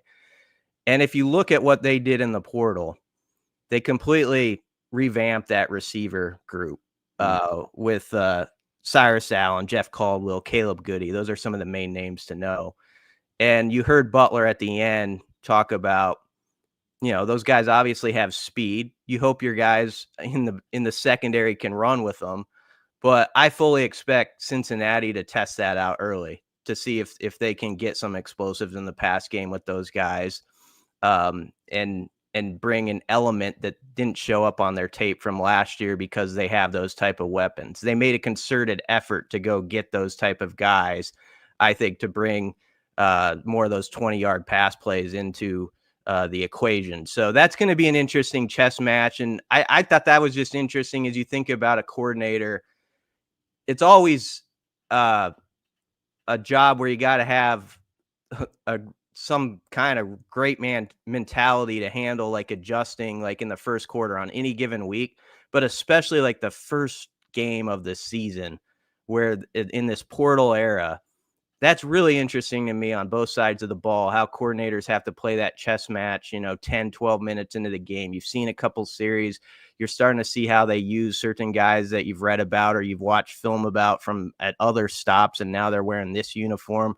I just think that's one of the unique things about the first week, and also combined with just the the era we're living in college football, where there's so many new faces for both sides at different spots sometimes. Yeah, I'm a total sicko, BC, and I could feel his intensity. He talked about Coach Butler going first and Sorsby feeling it early and doing the dictating when it comes to getting him to the ground. And I couldn't help but to think, and he talked about hunting.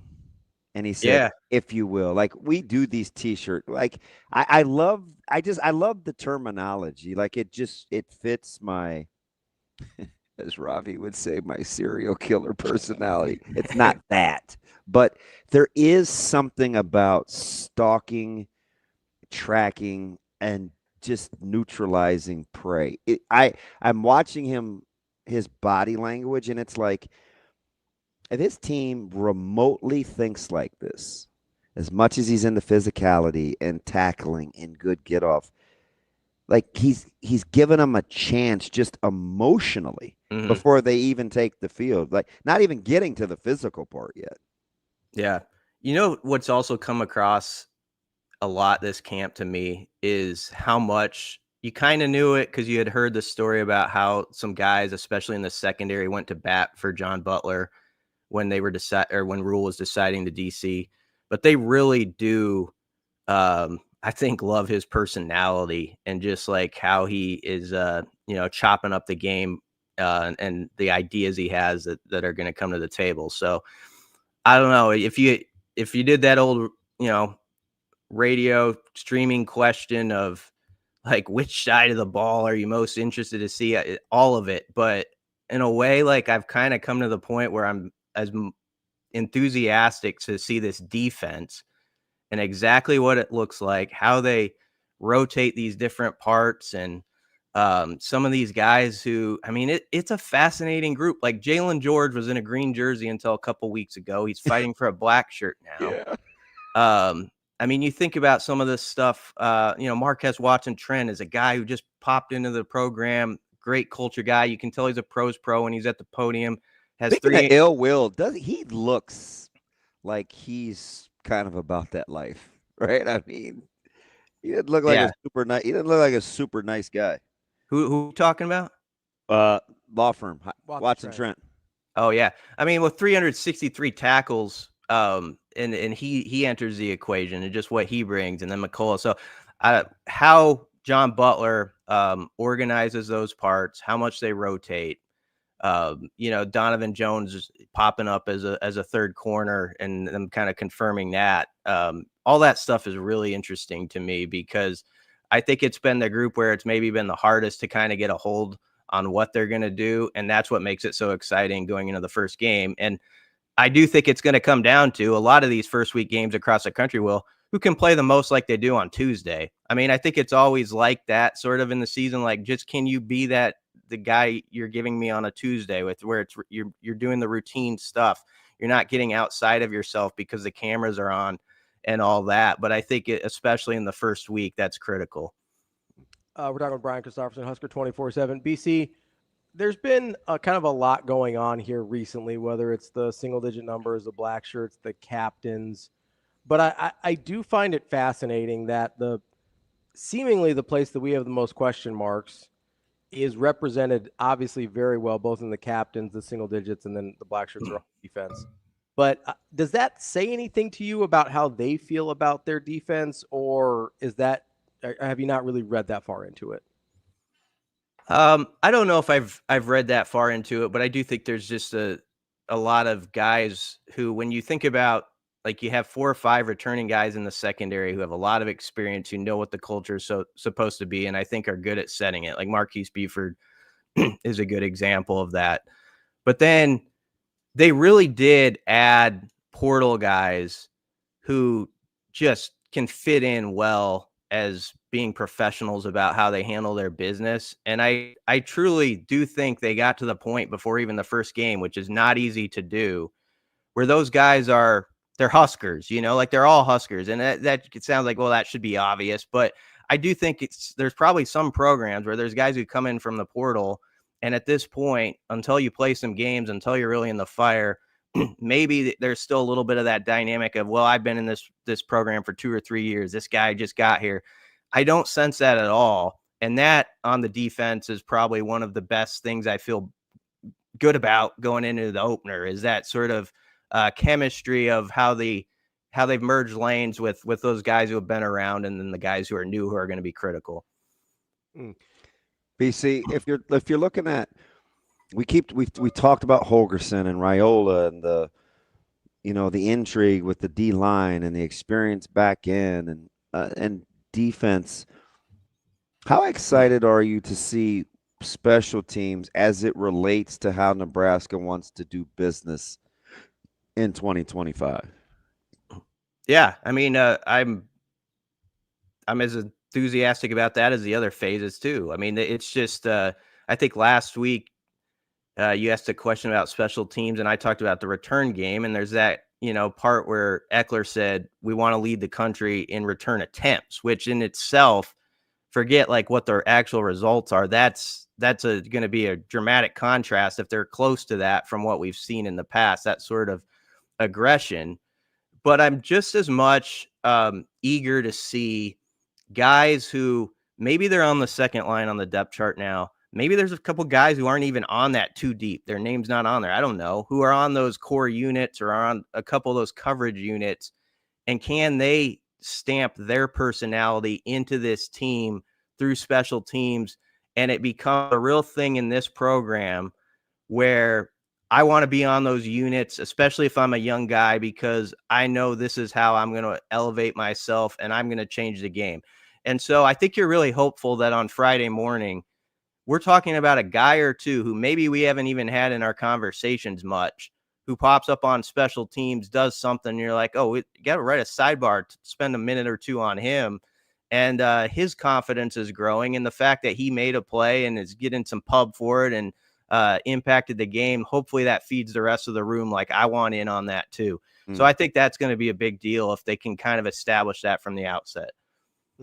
BC, is there I feel like we've asked all of our guests this the last week, but I find the different answers fascinating. Is there a phase or a player or a position group of the game that you're most excited about, that you just like want to from a fan or just from like a consuming football gotcha. Perspective, where like maybe take off your Nebraska media hat for a second and you're just like, I'm kind of excited to see what this looks like? I really think it's, as much as we've talked about the upgrade possibilities at wide receiver, to actually see it happen on the field would be, I think, as exciting as anything for the fans. And I'm talking about like you're in the red zone Thursday night and Isaiah Hunter goes and gets it or something, on a 50-50, or, there's a Dane Key, you like see that experience. And it's like everybody's heard all offseason. He's a great culture guy. He's great, like leading that room. But then you see it on a 3rd and 5 where it's just like, okay, he's a money guy for Dylan in those situations. And so I do believe they've developed a good chemistry. I think Barney's ready to roll. And obviously Bonner's the guy everyone always overlooks, who's going to play a lot of snaps because he's so physical. He's going to be important. But those guys, and just I think to your question, it's a good one, Ravi, because a lot of times I don't see the game as thoroughly as like Damon does, like some of the inside baseball stuff that happens. And that's okay. But I think there's that surface level stuff that will pop out or not pop out in a first game. And if you're talking about a topic like that, I think wide receiver would be like 1A almost on that list, just because it's something you can grab. Everybody can grab that, like, okay, that was different or it wasn't. So I think I'd go there. Full disclosure, I don't see the game that clearly either. Oh, I think you do. That's because you need glass. That's all. See, there's no friends, man. I'm beginning to think it's me, BC. I just complimented you there, right? I gave you a big fat compliment. Listen, if you're not going to take compliments, then I'm going to pile on your own insults. My mom always said, take a compliment and run with it. So, Ryan, man, Ryan. B, let me ask you something about this offensive line and versatility, or at least options. If it was quarterback, and they were still deciding, I would probably be concerned. But I think given that they have interior options, whether it's the final black shirt or a starting spot at tackle, I'm encouraged primarily because as a player, I want to know that all my work matters and I can affect the outcome at all times, right? Like in this weird sort of way, it's freeing as a player to know you're always in the hunt and you need to stay sharp. I get maybe from the fan perspective, it's uh-oh, but do you allow yourself to look at the competition down to the wire as a positive from a media standpoint? Yeah, I actually do think it's a positive. Like, I think Keona Davis has set himself up to be a really solid player. The fact that Jalen George, as I said earlier, who's in a green jersey up until a couple of weeks ago, has put in the work behind the scenes to be ready when he was full go to challenge for a black shirt. I think that's huge because, like, back in the spring when he was out, I was like, man, that's a bummer because I really feel like he's one of those guys you need to fill out that depth and all that stuff. And so the idea that he's like in the mix, I think is good. And then on the offensive line, I've always said, I mean, they have enough proven guys there who have played snaps that whoever wins it is going to have earned it. And so it's not a deal where they're going to fall back into that job. Whoever's up first will have grabbed it. And I think that's all you can ask for. And then, I mean, you can look on both sides of the ball. You have that sort of thing going on. There's not an or by it, but I think some people are a little surprised because we talked so much about Riley Van Poppel during the offseason for good reason that he was like second on the line behind Judy. It's guys like Judy. If you want to be an elite program in college football, you have to have those cases every year where there's a player like Elijah Judy who maybe people capped off where they thought he could get to, like, already at this point. And he's ideally going to show, no, that wasn't true. Like, this is why I won that starting job. And in my last year, I give you a little something extra. And then Van Poppel contributes what people maybe expected all along with him. And so I don't view that as a bad thing at all, because I think we're talking about guys that like Keona Davis, Van Pop, and some of these tackles. You're like, I feel pretty good if he trots out there about what he could maybe do. And so that someone's pushing him or is even a little in front of him right now, I wouldn't sweat that. I'd look at that as that's the sort of competition we've been begging to see around these parts for a good while. So let's not get too upset about it when it's actually happening. BC, last thing from me here. As we got just a couple minutes left, I've been putting everybody's feet to the fire. That's my job this week. I need a win total out of you. I've been in that boring category that has 8-4, then they'll get to 9-4 in the bowl game. And I know that's like a fence sitting prediction. I thought my colleague Schaefer, we did something the other day, and I have kind of said this before too. And so I do agree with it, even though I say that. And so that's what I'm going to say to you: 8-4, then 9-4 in the bowl game. But there's that part of me that actually thinks when Nebraska breaks down the door and has that season, it's going to be like, they break that thing down. Like it goes from like that jump where you're in that 10-win category. So it would not surprise me if it's one or the other. Like if we're talking about like a 9-3, 10-2 type team, or, it goes the other way and they can't quite get over the hump and it's 7-5 still. So that's why I think a lot of people say, well, I'll just pick the one in the middle, then hit the one in the middle, as they say in Rocky IV with Drago. So that's what people are doing, I think. But I leave that's why this season is awesome, because it can go a lot of different ways. It's awesome because everybody says Penn State's the best team in the Big Ten and they're ranked second or third first in the country. And I think even they're gettable to somebody on a given day. And I think that's what, just not the Nebraska season, but this college football season, there's a lot of openings for somebody to make a move, and Nebraska, I think, feels like they've got a chance. They're a confident team, no question about it. So now you just got to go back it up what you think you are. That's our guy, Brian Christopherson, Husker 24/7 BC. Appreciate the time as always, and enjoy the game tomorrow. Safe travels, B-Sizzle. Yeah, see you there. Thanks, guys. That's Brian Christopherson, Husker 24/7. We're going to take a quick break. We'll be right back with Andy Kendeigh from KETV. It's Hurrdat Sports Live.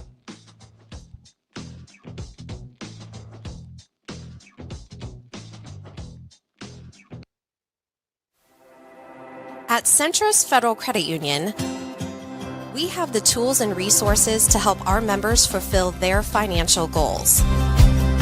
With a focus on building a stronger community for the next generation of leaders.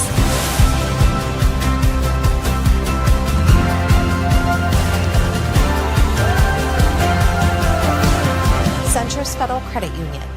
We are where you are.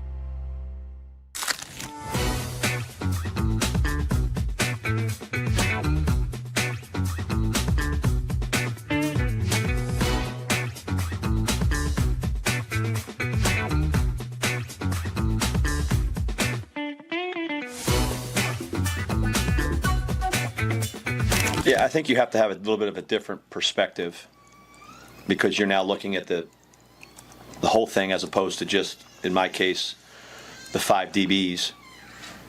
And you have to obviously take a little bit more of a global approach to solving problems. What's happening up front? Are we controlling the quarterback? Are we controlling the run game? How is our front, handling their offensive line? So yeah, I think it has to. So therefore, there's just so many more things you have to think about and adjust to. So you've just got to be more neutral, identifying what we're doing well, what we're struggling with, and how we can solve problems in a second. So yeah, anytime you're in charge of everything, you have to be a little bit more global and a little bit more neutral in how you're responding to things. So I think I did in the bowl game, and I'll have to do it here. I mean, my excitement level may get up every once in a while, but I'm going to do my best to remain flatlined.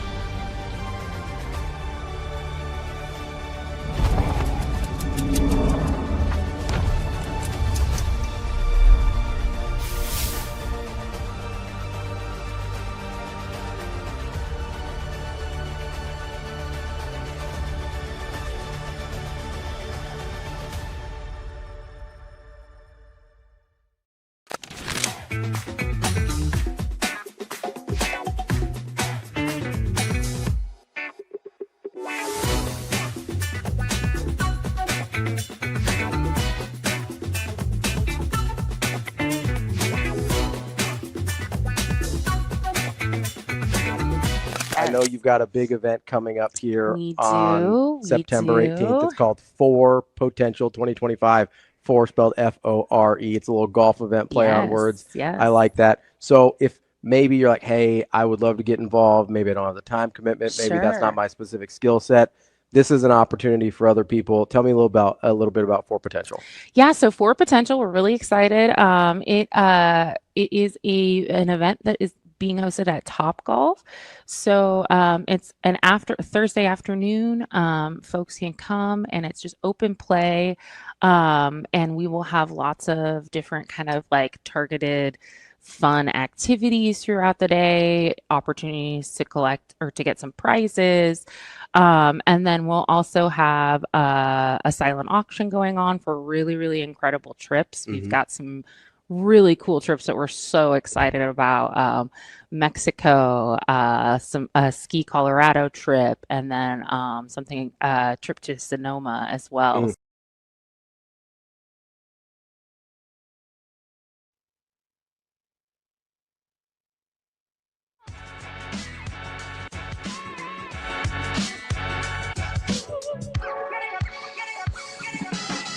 You're listening to Hurrdat Sports Live.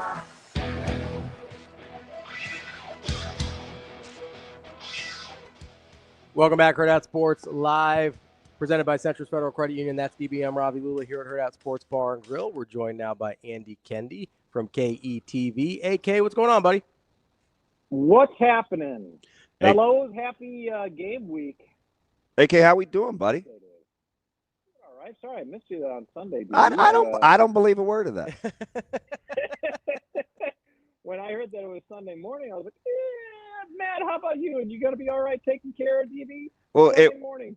Originally we were trying to go with 12 on Saturday, but Coach Manji had different ideas, so I'm gonna ride. I'm gonna ride with the boss on that one. Absolutely.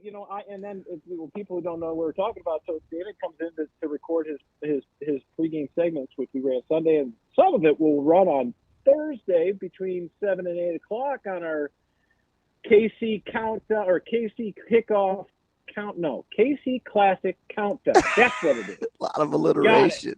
I know. It's only taken about 3 weeks to get it down. So we record Damon's segment, and when I had left, I had a couple days off, and when I left, the plan was Saturday, and then Matt was like, "Yeah, Damon's coming in on Sunday morning." I was like, "What? Wait, okay, are you good with that?" And he's like, "Yeah, I'm fine." I'm like, "Okay, say hi to him." Well, I was just shocked you finally gave Lauren a day off. So when she said Sunday she was off, I was like, "What?" What? Not anymore, though. Not anymore. She's locked in for Sundays the rest of the way. This is where our schedule changes. This is the transformation week. And but I got a question for you guys. But blame me, because Sunday morning's much better than late Sunday afternoons, man. I don't even get it.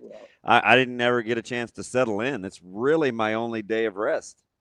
Well, and God bless Lauren. She goes the extra mile, so I appreciate that. I do have. She's like, yeah, that's no problem. I'll just do it before I go to my workout. And I was like, ooh, humble brag, because guess what I'm doing after this? Either church or breakfast. I'm not getting in a gym, that's for sure. No doubt, especially on Sunday, for goodness sake. I know, right? So here's my question, boys. My sophomore daughter, forgets her eyeglasses. Says, "Dad, I forgot my glasses. I really need them. Can you bring them to school?"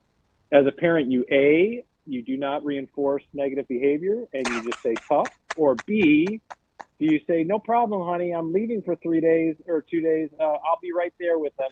What do you think? What do you think I did? Listen, I know you and how daddy's girls. It's B times 10. Be right there. Yeah. Don't even need to finish that thought. Oh, sure, no problem. Met the friendly security guard at Millard North at the entry, and I said, "Hey, can you give this to Emery, please?" He's, "No problem." Oh, shoot. Andy, you left out a key piece of information there, that it's a Millard North kid, because then we know for sure that it was an honest mistake. It'll never happen again, and that she's the salt of the earth. You help the girl out, AK. What are we doing? AK, just tell her, you're right. I just want to see Eric Crouch Boulevard before the unveiling tonight. That's what it is. Exactly, before they unveil the new street tonight. That's fantastic. Or see our guy Fred Petito get inducted in the Hall of Fame. Let's go. No doubt. It's a star-studded cast over that place. Yeah, 140 not a bad little trophy case going on over there. Hardware. AK, what time are you leaving? We're meeting in an hour, and this might be a text saying, "Guys, I might be running a little late." One of those deals. We're meeting in an hour. We want to get down there because we have to do live shots at 4 and 5 and 6 and 10. So we're leaving this morning, and which is good because my daughters are going down tomorrow for the game from Lincoln, and I'm like, you guys, the earlier the better. I've heard horror stories about people leaving to go down to Kansas City for a Husker game and then getting caught in just gnarly traffic. And yes, I used the word gnarly. And so the earlier the better. Regular Valley girl. Earlier the better. Yeah. Yes, I said earlier the better. And they said, "Dad, they're going to, I don't know what time they're leaving, but it's going to be an interesting. It's going to be, somebody who's smart will get up in the air and do some traffic reports because it's going to be quite the caravan tomorrow. I think DB has a helicopter guy. He can you lost me at smart and in the air. Those two things do not go together. Keep your feet on the ground where they belong. So I know Jess, Kyle, and Ben are leaving in roughly about an hour. They're going down at 10 just to do the setups. It's Kyle's first experience, so he'll be locked and loaded. And this will be interesting because Sharpie was a little different because I got him so far into his experience, right? So he had his regimen. Mm-hmm. Kyle, starting this journey together, the first thing that I realized, AK, is he probably should be doing my job. He is a football junkie. Between the charts, the notes, the understanding the players, constantly at practice, like, this is going to sound crazy because it's me. I may have to get KC to relax a little bit. Well, it's interesting you said that because Matt Rhule sat down with him about a week and a half ago. And I said, well, how was it? How was Kyle? And he said, oh, my God, this guy is uber prepared. He already had his charts. Man, listen. And color-coded and, laminated. Yep. And he said, and Tilly goes, it's not going to be from a lack of preparation. That's what he said. He's like, he is going to be over-prepared, if anything. So I think a lot of Husker fans, this has kind of gone under the radar a little bit the last week or so because we've been so football, like on the field product. But there's so many people curious to see how this transition goes and listen to a new voice leading the fandom here. And this is his first go around. And man, what a venue to do it in too. I mean, shoot, you get to do your first game in an NFL stadium on a big stage on a Thursday night. There's going to be a lot of ears as well as a lot of eyeballs watching this thing. Yeah, this is the one unique experience that actually could get me to take care of my voice. It was trash a couple of weeks ago. It was bad this weekend, and I'm not a guy that does the whole lozenger and tea and all that. It's like, I just bank on the fact it'll come around. I'm like, oh my gosh, for Kyle, I got to give him my best. I'm going to do my best not to talk very much at practice this week so he can get my best. I'm like, wait a minute. What am I doing? Right. Let that thing rip. Let it rip, DB. I will say, DB, your voice was a little gravelly on Sunday. It sounds much better today. Yeah. You're ready. You're ready. I hope so. I'm excited for him, man. It's a new era, and he's going to put his stamp all over this. He's got the best gatekeeper in the world in Jess, and Ben's a heck of a bodyguard. And you get Sideshow Bob just cracking jokes and my personality. So he gets the best of all the worlds, right? He gets regimen, fun, a little discipline, and he's a blank canvas, man. I'm excited for him. Yeah, and DB, you've done this long enough. You can prepare all you want, but nothing really prepares you for what goes on once the ball's kicked off, and then you just kind of roll with it, and that will really kind of, once you settle in after the first series or so, he'll be fine. He's a pro, and I'm actually really looking forward to it. It'll be fun to watch him balance the football. He acts kind of a lot like. Hear me clear, a color guy, not a colored guy. He acts a lot like a color guy. Okay, in good. terms. Thank you. I enunciate. And his preparation, he is extremely well prepared. Well, isn't that going to help though? I mean, that will help the whole broadcast because he knows the nuances and can really kind of lead you in the right direction and set you up properly. And it was the first time I'd ever had a production meeting. And I had to leave early. I mean, we were probably 2:40 in. I had to get back for a checkup, and we kind of built it. It's got his fingerprints all over it, so I'm excited. Like the breaks and how to slot them and where he wanted to do the lives, and it's been pretty cool to kind of be on the grassroots of the start, right? Because I inherited the procedure before. This one I'm getting to see built from the pouring of the concrete. Did you say 2 hours and 40 minutes? Yeah, so it started at 2. I'm not kidding you.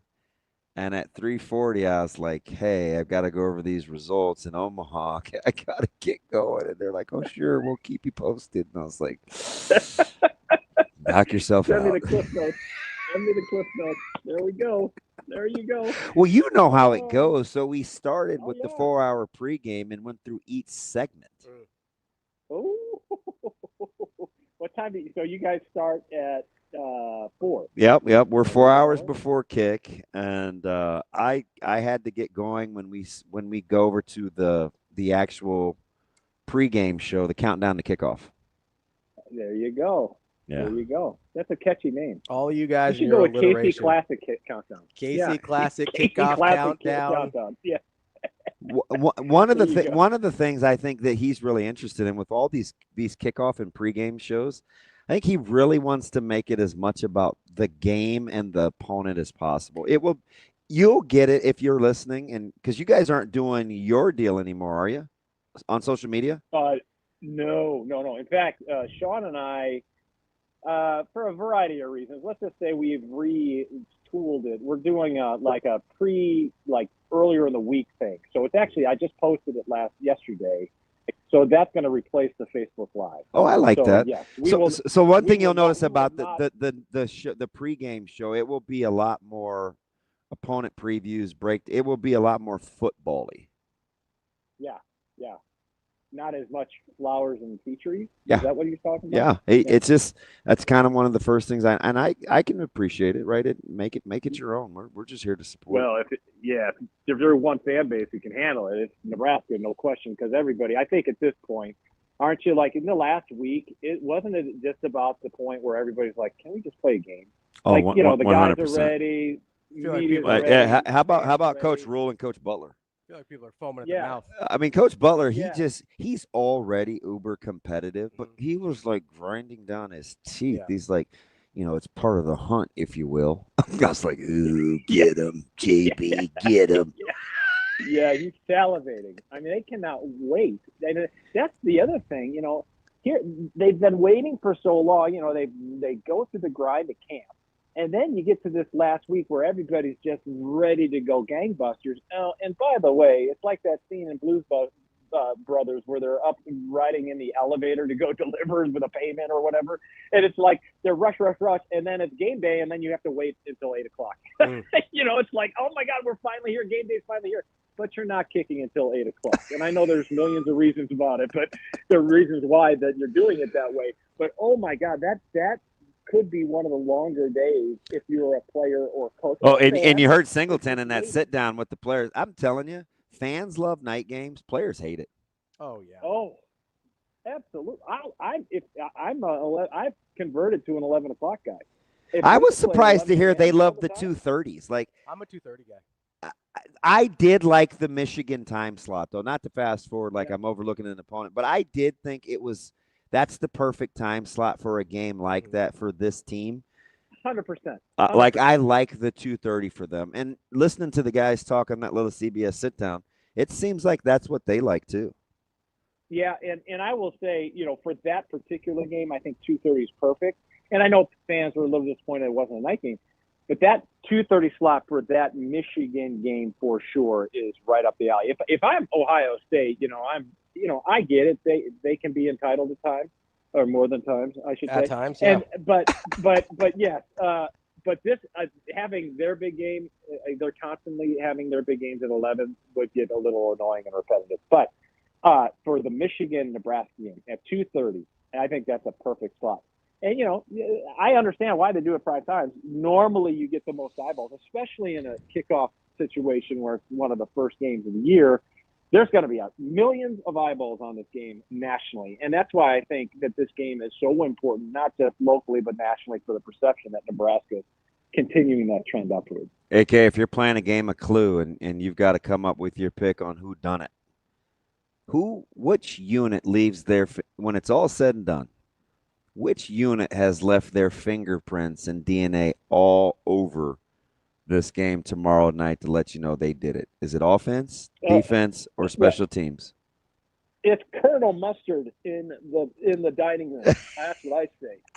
No, I would say when we talk about this game, and if it ends the way that I think most Husker fans hope, I think we're going to hang our hat on the lines of scrimmage. I think the offensive line will continue to deliver body blows during the game and wear out Cincinnati's defensive front. And I think that's where we're going to see this, increased depth and the development of the offensive line as a whole. That maybe it doesn't look the way you're hoping in quarters 1 and 2, but once we get to quarters 3 and 4 and you start wearing them down, and I'm not saying they're going to run 9 out of 10 plays, no doubt. I'm not saying that. But I am saying that when they need to get the tough yards inside later in the game, I'm pretty confident that the offensive line will lead the way. And I don't think I could have said that months ago. And I think that's one of the biggest, I don't say surprises, but one of the bigger developments that I've seen during training camp, that yes, Nebraska has an offensive line, and yes, Nebraska has a deep offensive line, and we can talk skill guys all we want, but we know these games, especially once you get into conference play, are won in the trenches on both sides. And I think the offensive line will really kind of lead the way for Nebraska, not only Thursday night, but moving forward in the season. All right, Andy, before we let you go here, I need a season win total. What do we got? I went 9 yesterday. I went 9.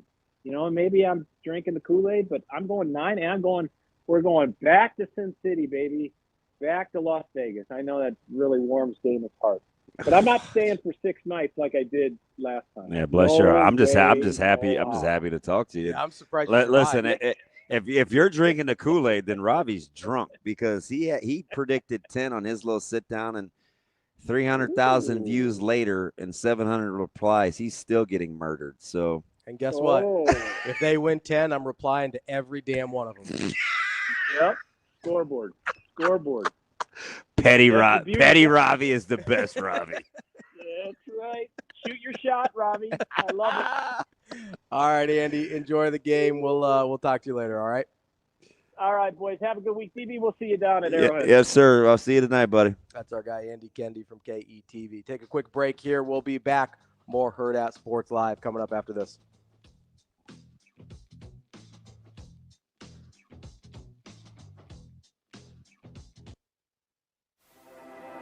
At Centros Federal Credit Union, we have the tools and resources to help our members fulfill their financial goals, with a focus on building a stronger community for the next generation of leaders.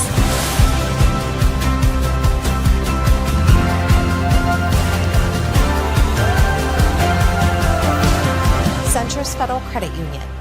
We are where you are.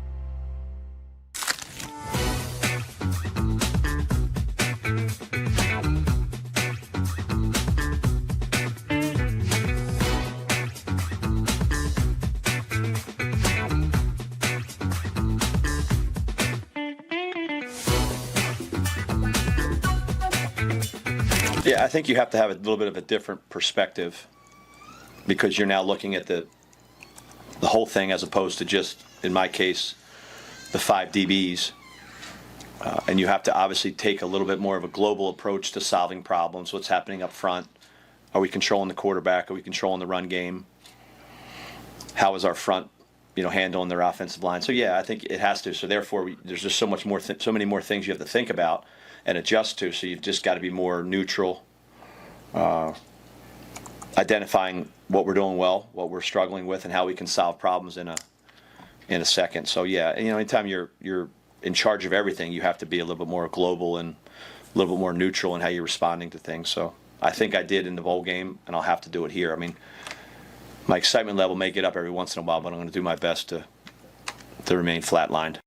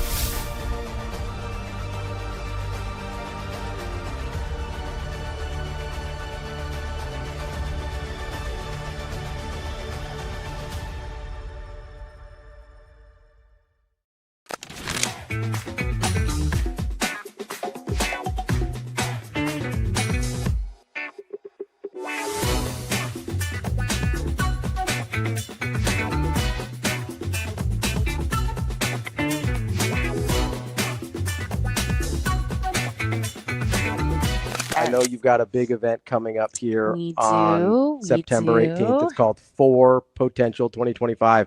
For spelled FORE. It's a little golf event, play on words. Yes. I like that. So if maybe you're like, hey, I would love to get involved. Maybe I don't have the time commitment. Maybe that's not Sure. my specific skill set. This is an opportunity for other people. Tell me a little bit about For Potential. Yeah, so For Potential, we're really excited. It is an event that is being hosted at Topgolf. So it's an Thursday afternoon. Folks can come and it's just open play. And we will have lots of different kind of like targeted fun activities throughout the day, opportunities to collect or to get some prizes. And then we'll also have a silent auction going on for really, really incredible trips. We've got some really cool trips that we're so excited about. Mexico, a ski Colorado trip, and then trip to Sonoma as well.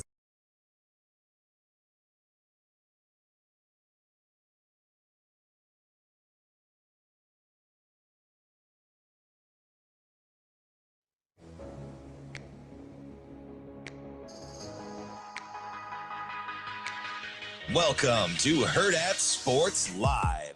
Very athletic, very strong as a runner, very competitive.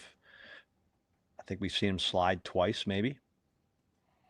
So when he runs, whether it's a designed run, a scramble,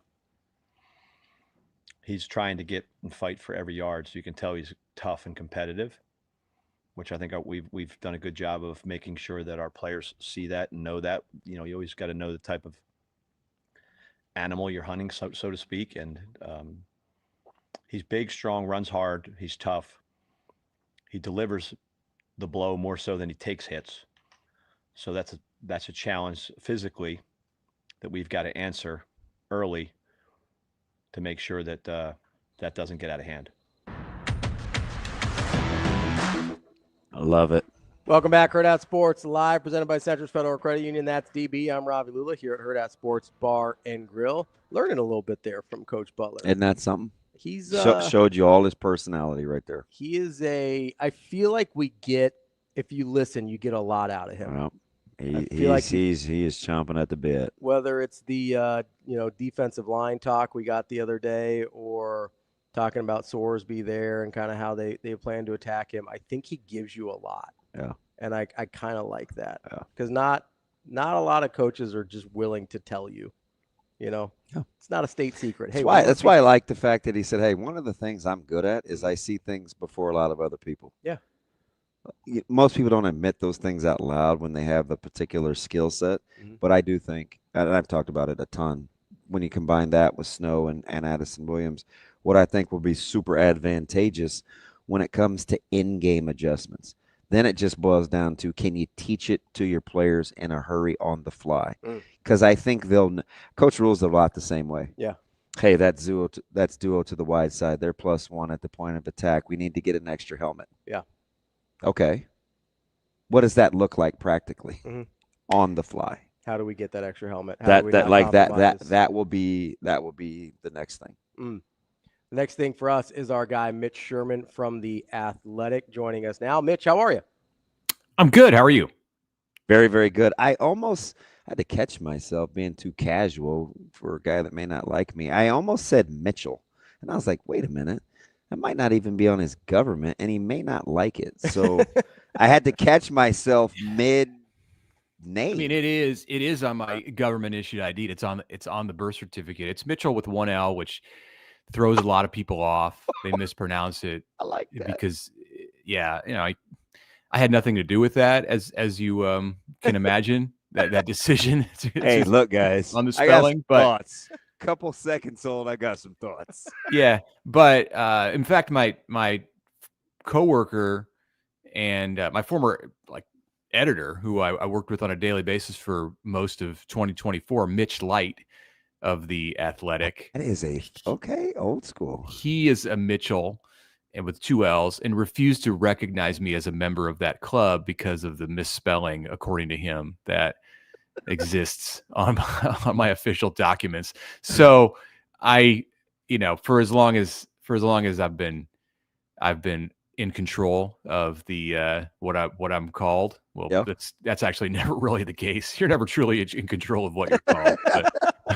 But I've been telling it's been Severe for years. shortened to Mitch. He came up with that spelling because he's lazy. He didn't want a C, an H, an A, and he says it's to differentiate. I'm like, yeah, you just practice shorthand. Yeah. That's like you. I mean, one extra L is like a full second longer to sign your name. Is it? Not even a problem. So, Mitch, Well, you got a loop swoop. Remember, the L's have the Mhm. key in cursive. Yeah. I know I got 3 of them. Sorry. He's been kind of prickly all week, Mitch. I don't even know what to do with this guy. I barely like him, but that's how he's been talking to me for like the last 2 months. It's game week. He's just anxious for the start of the football season. Game week. Speaking of which, and this, the cool thing about having you and I had this conversation, sidebar chatter, Indianapolis, about Coach Butler. Personality, kind of dealing with the media, private guy, doesn't give you much. I do feel, Mitch, in that little bit this week was about as much of his personality and its totality. Even in that short little stint, I felt like that was everything Coach Butler represents. A touch of humor, ultra competitive, super dialed. Like he talked with intensity, and he was still kind of in control. I felt like that was him in all his glory.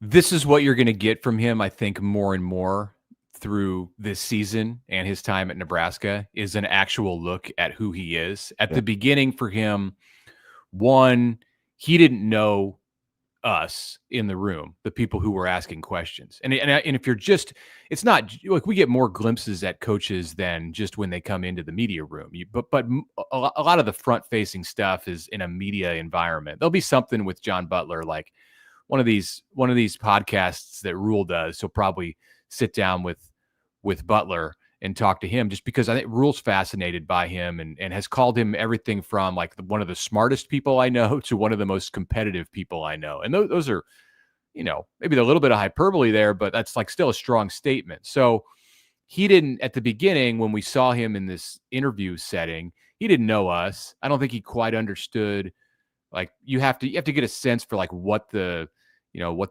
mood is like in that environment. It's different in the NFL. It's different in Buffalo, New York than it is in Lincoln, Nebraska, just like the way that people consume the content. So then the way the content is produced and how the questions are asked are a little bit different. It's different between college and pro, I think.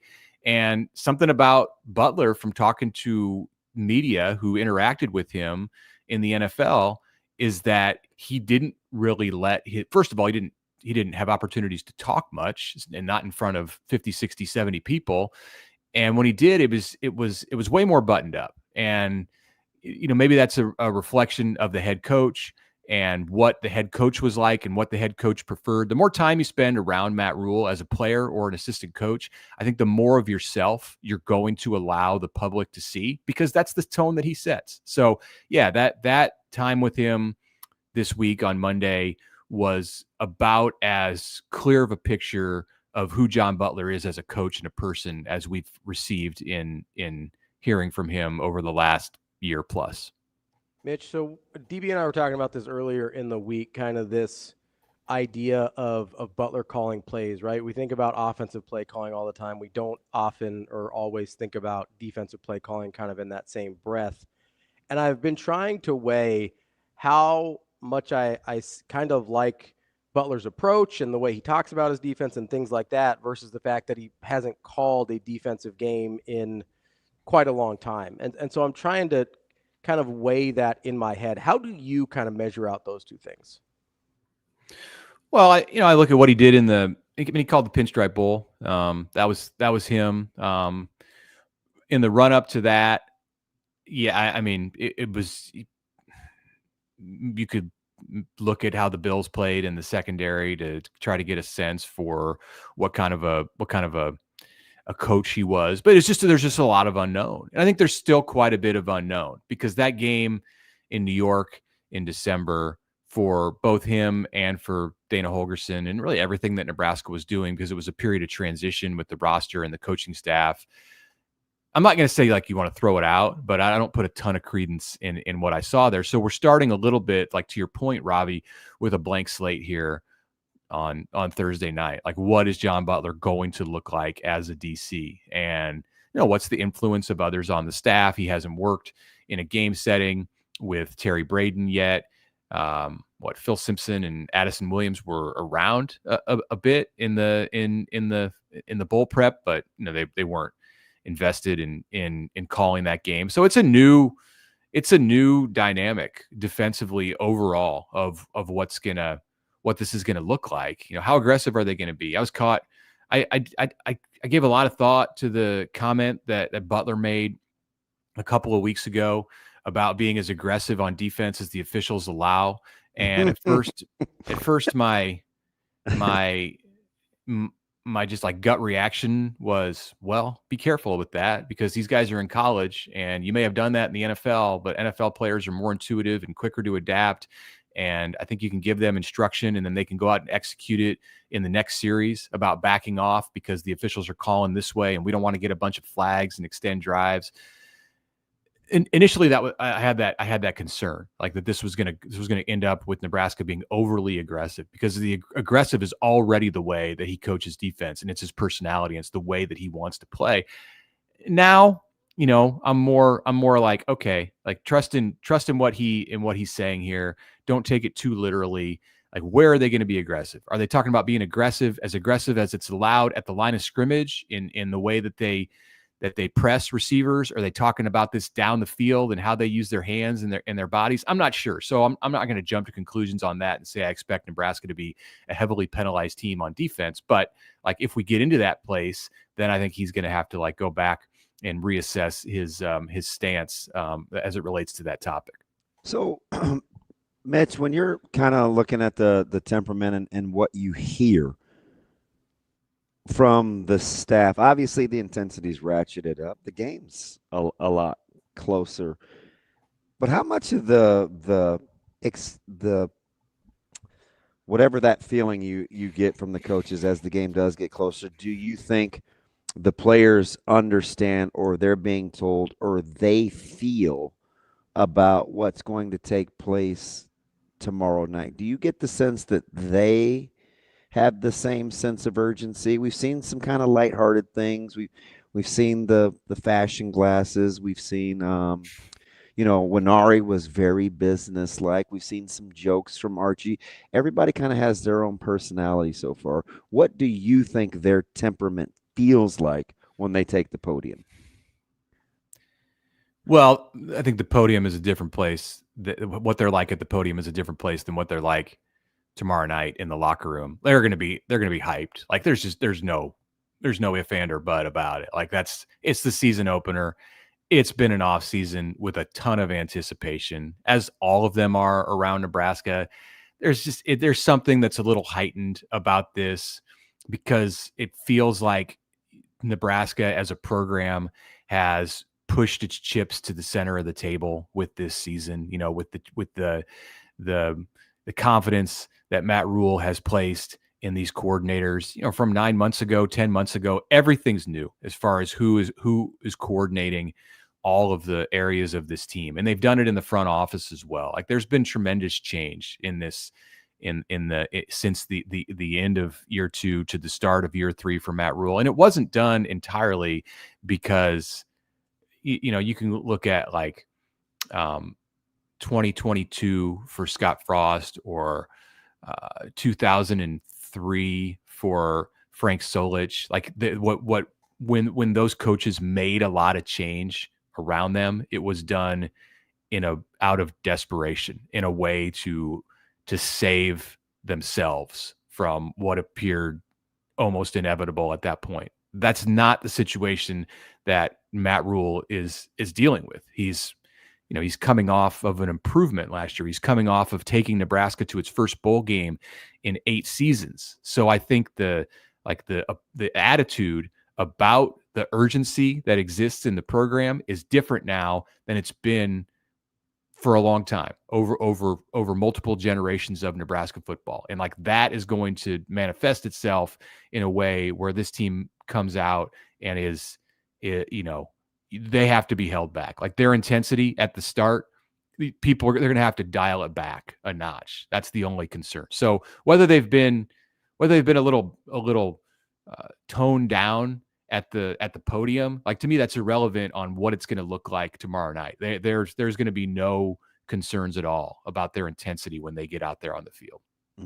Mitch, so I'm curious, and you can say it now or you can save it for later, whatever you want to do. But as you think about how many wins you think they're going to have this year and how you think the schedule is going to play out, does what you just described, the confidence you feel like they've been presenting all off season, how much does that impact how you actually think the season will go? The season goes in it goes its own way. Like it's like a flood running down the plains, and you don't know which direction the water's gonna like you can't. It's unpredictable. Like it's a fool's errand, I think, unless you're a team that is, like Nebraska volleyball. I think we know how that season's going to go, as an analogy in a different sport.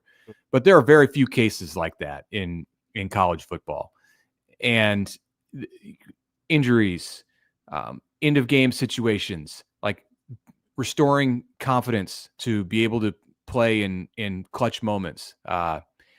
There's all kinds of stuff that is going to dictate the way that this season goes. So they can be confident right now, and a month from now, you could be looking at a totally different mindset with this team. The hope, of course, is that they remain confident all throughout and that they overcome the obstacles that are in front of them.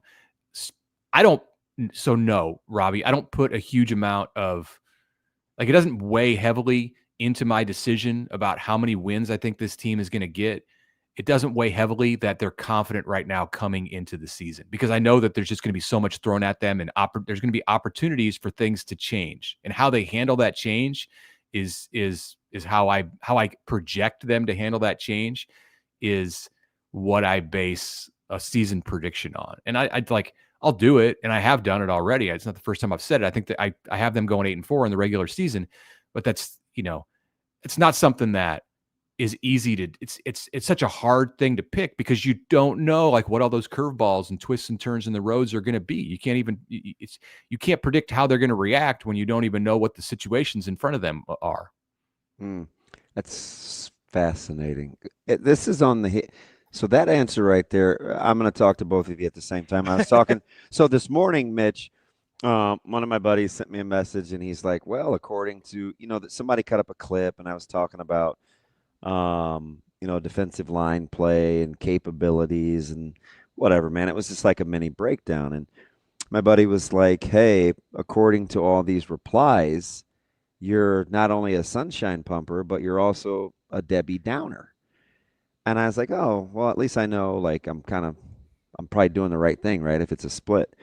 And I told Ravi, right, one of the things I'm really, really good at is assessing talent, and I can talk scheme. What I'm not very good at is predicting or pegging how guys handle stressors and personality types, right? Because that's why you can't really pinpoint what you exactly think is going to happen, especially based on what you're just talking about. But Mitch, tell me what you think about this. One of the things that I'm excited about, and I think I've said this to you either in passing or to you, is I like the CEO aspect of Coach Rhule, because whenever he wants to, he can inject his mindset, his competitiveness, his analogies, his funny anecdotal stories at any point to anyone, to any group at a practice. And I've long maintained, if they can pick up some of his competitive personality traits and in doing hard things and attacking hard things and come in knowing you're going to be okay, this team's going to be better. Am I cool with being able to make that correlation and have it be purposeful if I want to give accurate predictions? The more touches Coach Rhule has with these guys and they adopt his personality, the better off they're going to be. I think so, yeah, to a certain degree. And I wrote about it this morning, Wednesday, on the Athletic. Tell a whole piece about Matt Rhule. Like this is for me, it's like the preseason look at Matt Rhule. Matt Rhule at age 50, and he's talked about this. He talked about it quite a bit on his first House Rules podcast last week. But we've had conversations in Las Vegas. In that one in Las Vegas was off to the side.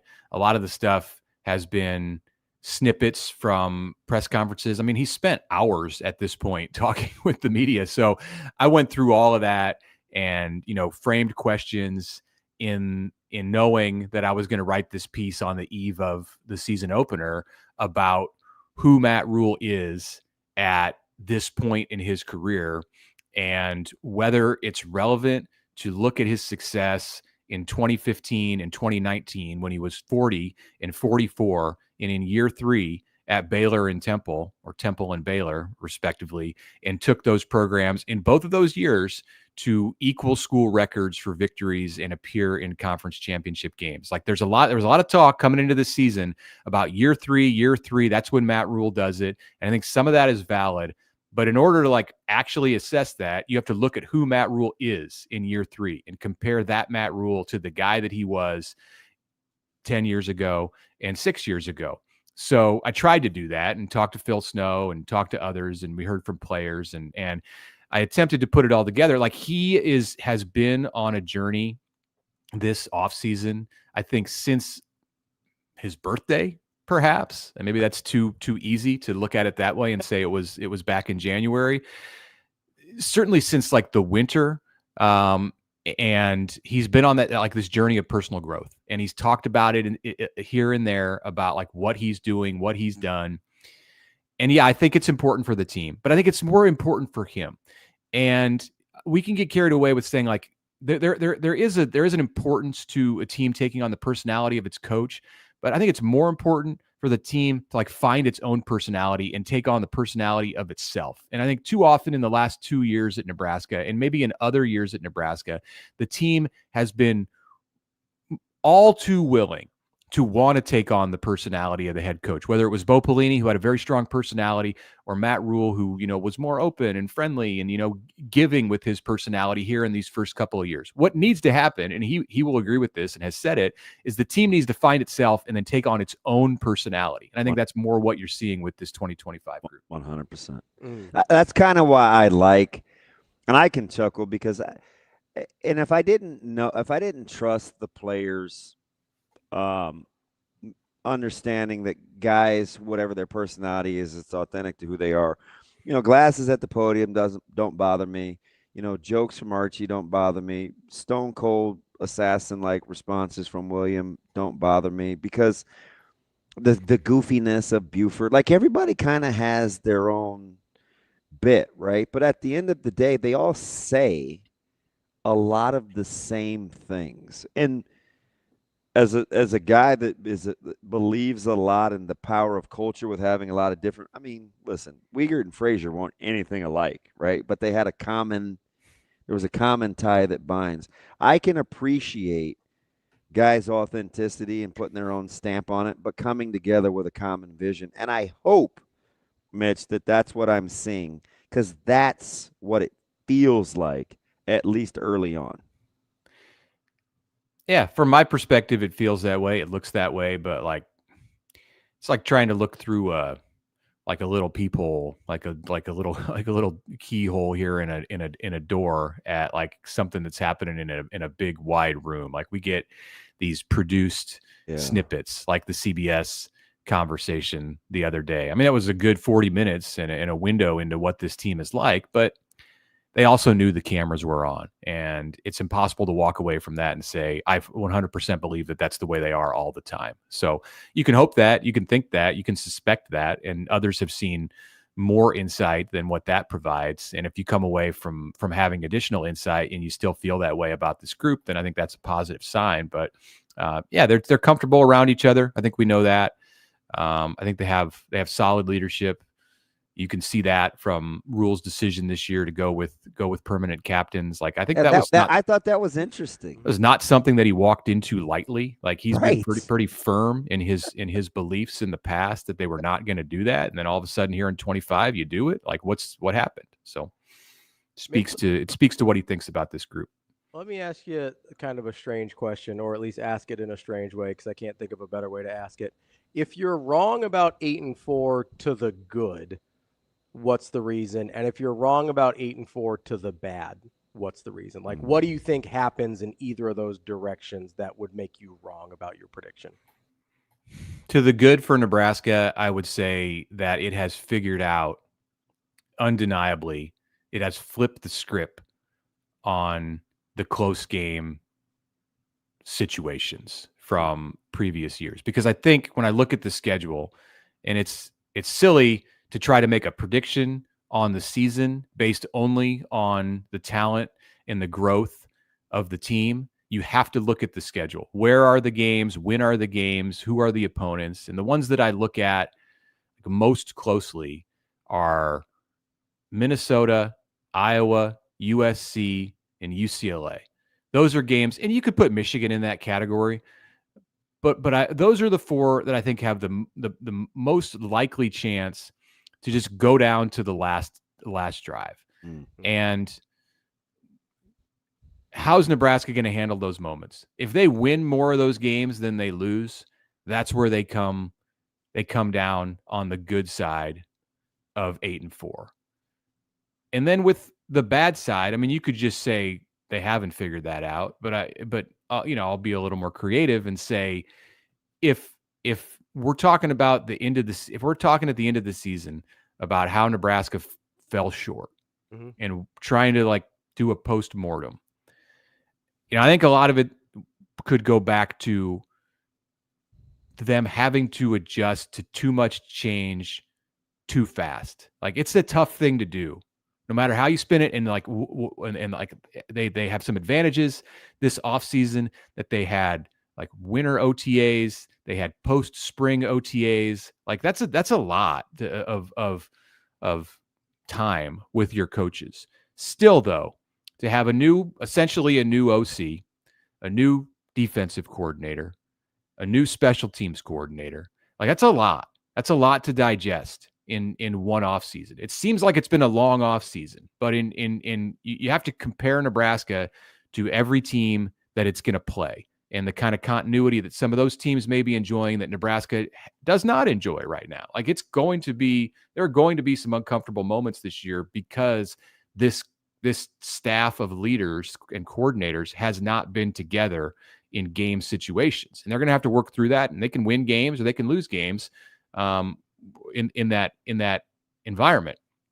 If they lose games in that environment, then I think some of the reason that Nebraska falls short would be because they had to adjust to too much change in too short of a period of time. Let me ask you something. And Coach Rhule has been able to improve on this each year. How could I convince you that it boils down to just defending your own yard? Remember when Nebraska used to play at home, they rarely lost. Obviously it's gotten away from them. Feels like a long time ago now. But you got 7 home games, 7 real home games, and it's Iowa, it's USC, it's Northwestern, it's Michigan State, it's Michigan, it's Houston Christian, it's Akron. USC.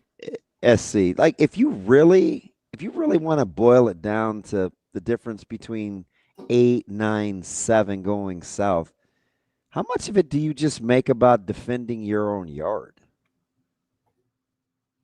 Yeah, it's a simple way to look at it. You can do that. I mean, at some point, Iowa in Lincoln cannot be advantage Iowa. At some point, yeah. SC coming to Lincoln can't be a talk. You know what I mean? Like, mm-hmm. that has to turn. Right. And maybe a year from now, we're having the conversation and we're saying that it has, because Nebraska goes 7-0 at home in 2025. But wouldn't that be something? That's not the way it's been for many years. So I'm not walking into this season and saying all right, chalk at home. They're going to win at home. Like their advantage at home is it's minimal. And he's progressively gotten better though. Sure.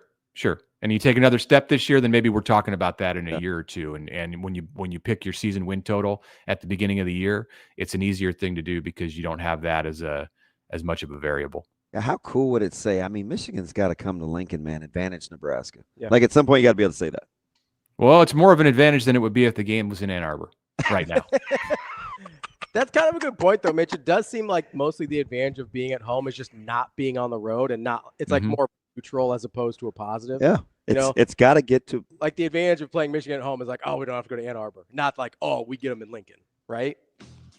I think that's. I'm on board that like this is an 8th home game tomorrow too. By the way, I know Cincinnati wants to just continue to talk about how it's a neutral site and there's not really an advantage for either team. Like it could play out that way if like the tempo of the game goes in a certain way to take the fans out of it. But if it doesn't, and like Cincinnati starts facing situations where it's backed up in the end zone, like don't underestimate the power of Arrowhead Stadium and how loud it's going to get in that place. It can be a nightmare for the Bearcats. Not saying it will, but it could.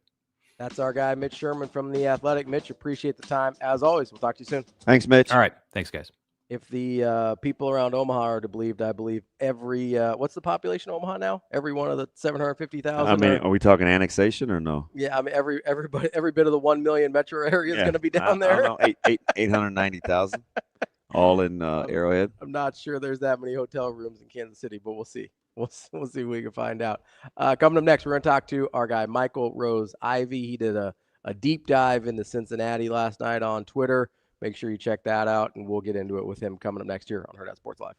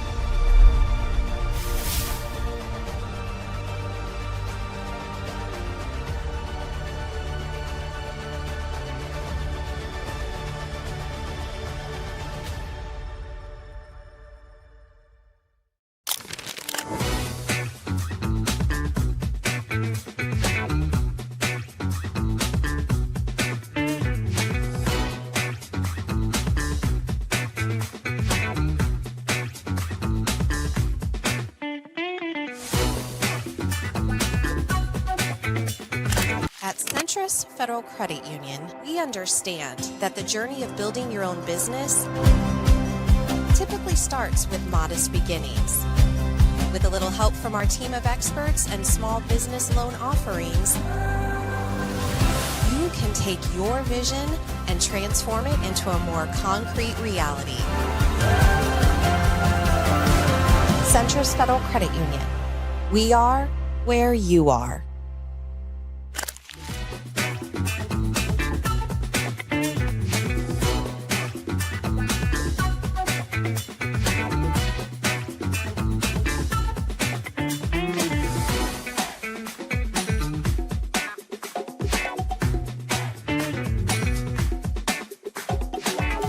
I want them to be really excited. I mean, we've worked really hard. This has been like the longest camp ever. Like the last 2 practices have ended a few minutes early, which I don't really do very often, but that's how you can tell I'm sort of like, all right, I've seen enough. So yeah, I mean, I expect them to be really excited. I mean, that to me, you play with passion and energy. I mean, I think they're trying to do a really good job of coming here with you guys and being professional and saying things like, I think they're saying what they feel, but just saying it in a respectful way. But they should be really, really excited. At the same time, I think we recognize. I mean, we watched that cut up with like 60, 65, 70 plays from the games on Saturday, and what you saw over and over and over again was just bad football and bad football plays, and that comes from just not being focused on the play. Worrying about the scoreboard, worrying about everything else, worrying about, your playing time. I don't know, whatever the only things that can distract you, right? So just challenging the guys. Like, we want to go play this game one snap at a time with intentional focus, neutral mindset, and attack each play, and not worry about what the score is. Just worry about how we're playing, and then deal with how we have to play. Adjust to the situation in the fourth quarter. But we've worked on this for a long time. We've worked on it for 3 years. So I'd like to see it come to fruition now, where we just go out there and play with a ruthless mindset.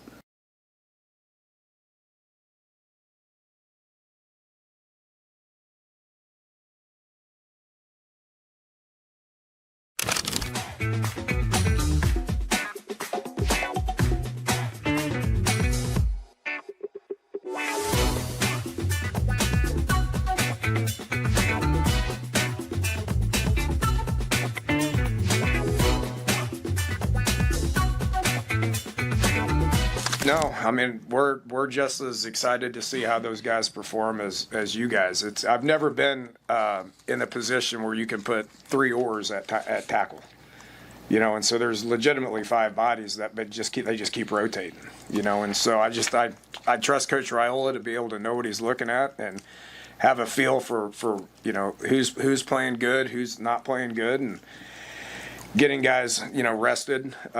But I'm certainly just as excited about seeing how those guys play and what that lineup kind of settles in at.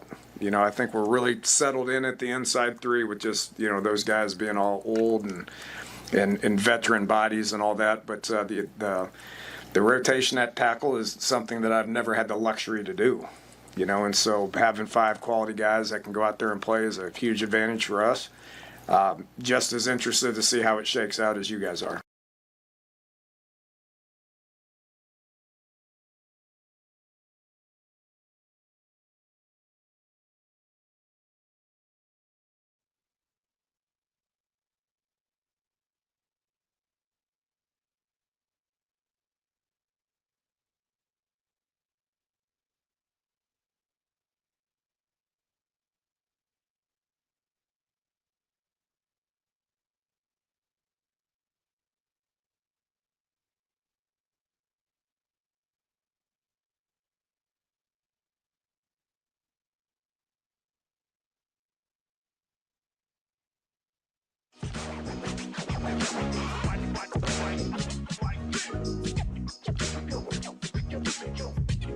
You're listening to Hurrdat Sports Live.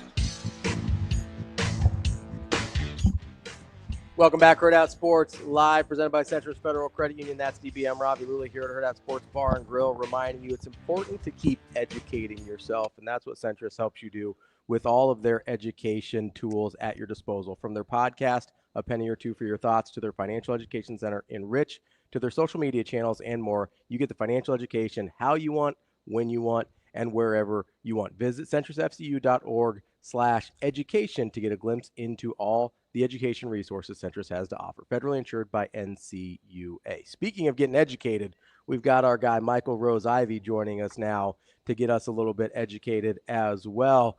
Michael, how you doing this morning? Good, man. Just sneaking away from class, man. Talk football. What a life. I love it. I love it. Hey, I'm all right. That used to be the story of my life when I was in and out of buildings, man. It was like, how can I play in both worlds, man? I appreciate your time. It's always no problem. It's good to hear the voice, man. How are things? Man, things been great, man. Had a really good summer of training. Worked with a lot of guys. Back at a new school now, Liberty High School in Liberty, Missouri, 6A school. Back to being an assistant DB, so I get to take one hat off. A lot less pressure, a lot less stress. I get to just coach football. A lot I'm less in a really parent. good spot. Oh yeah, a lot less parent involvement. But it's been great transition for me and the wife and my son, and it's been good. Hope you guys been well. Hey, how's Junior, man? I always like when you'll sometimes you'll get a little post on social media. The little son dad walks, man. I know that relationship is important to you, man. Like, how is that? Does it change you? You mellowed out a bit, or are you that much more grimy? A little bit of both. He know where to get you. They know where to get you, DB. You know what I mean?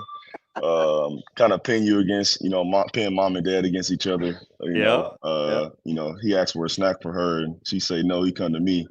And he can get me sometimes, but no, it's just the beauty of being able to teach. You know what I mean? Another opportunity to teach and help him become even better version of myself and become his own man. I mean, you're seeing it right now, man. Shout out to your boy, doing this thing, and I know it's gonna be a special moment for you. So I'm excited to keep having those type of moments with my son, and whether it be with sports or not. You know what I mean? He's starting soccer actually today, which is gonna be hilarious.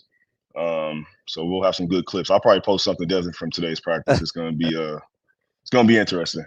Yeah, I'm still learning, as my partner can attest to. I called him a couple of, I mean, literally on the last break, and I told Ravi, I said, "There's no way he's going to answer because I kind of know their schedule." And he answered, and I kept it brief, and I said, "Hey, with you being on that return team, how does that change your pregame?" He probably gave me what, 4 or 5 word answer. Yeah, it's very brief. Yeah. And Right. I said, "Hey, your sideline routine warming up with your group is good." He said, "Yes." I said, "Can I meet you in a normal place?" He said, "Yes." That was it, right? It was. I give him a pregame hug. I know where he warms up, and it's weird because the balance for me is I'm a coach and I'm a dad, but there I'm working, Mm-hmm. right? Yeah. I have a job to do, and so it's a minute to minute process for me, MRI, to balance this whole new world. So believe me, man, you're way ahead of the game with your self awareness because it doesn't get easier. Right. It gets a lot tougher, You man. think when they can communicate more, they'll listen more. But from what I heard, the more they communicate, the less they listen. So I'm gonna cherish the moments when I can get him to sit down and do what he need to do now because I know he's got my blood in him, man. I love my wife, but she got a little bit of a she can go on a streak as well. So he got it bad on both sides. So we'll tighten him up, DB. We'll tighten him up if we need to. Yeah, It's all right. that is we need at to. at the end of the day, the CPS number is still magnet on the fridge. Yep. And so they know that. But let's get right into it, man. So one of the reasons that we've always loved talking to you is you like nuts and bolts. And all Yep. off season, there's kind of been this sentiment, right, with the loss of Nebraska's bigs up front and this odd front versus even and how to fit in the run game. And is Nebraska big enough? Like it has been A lot, especially Yeah. with new offensive, inexperienced defensive line play, right? And so there are a couple of things that Coach Rhule said that where you chimed in right away, and I was like, "Yep, that's the perfect dude to talk to." You played in a 2-gap system, like bracket coverage. You understand philosophies. You heard movement front, and you responded to me right away. "Hey, listen, man, if they get into some one high, this, that," I'm like, "We're talking, right? We got to talk to MRI." Walk us through a little bit some of the differences in fronts and how to get there relative to how you think Nebraska wants to defend the run against a mobile quarterback tomorrow night.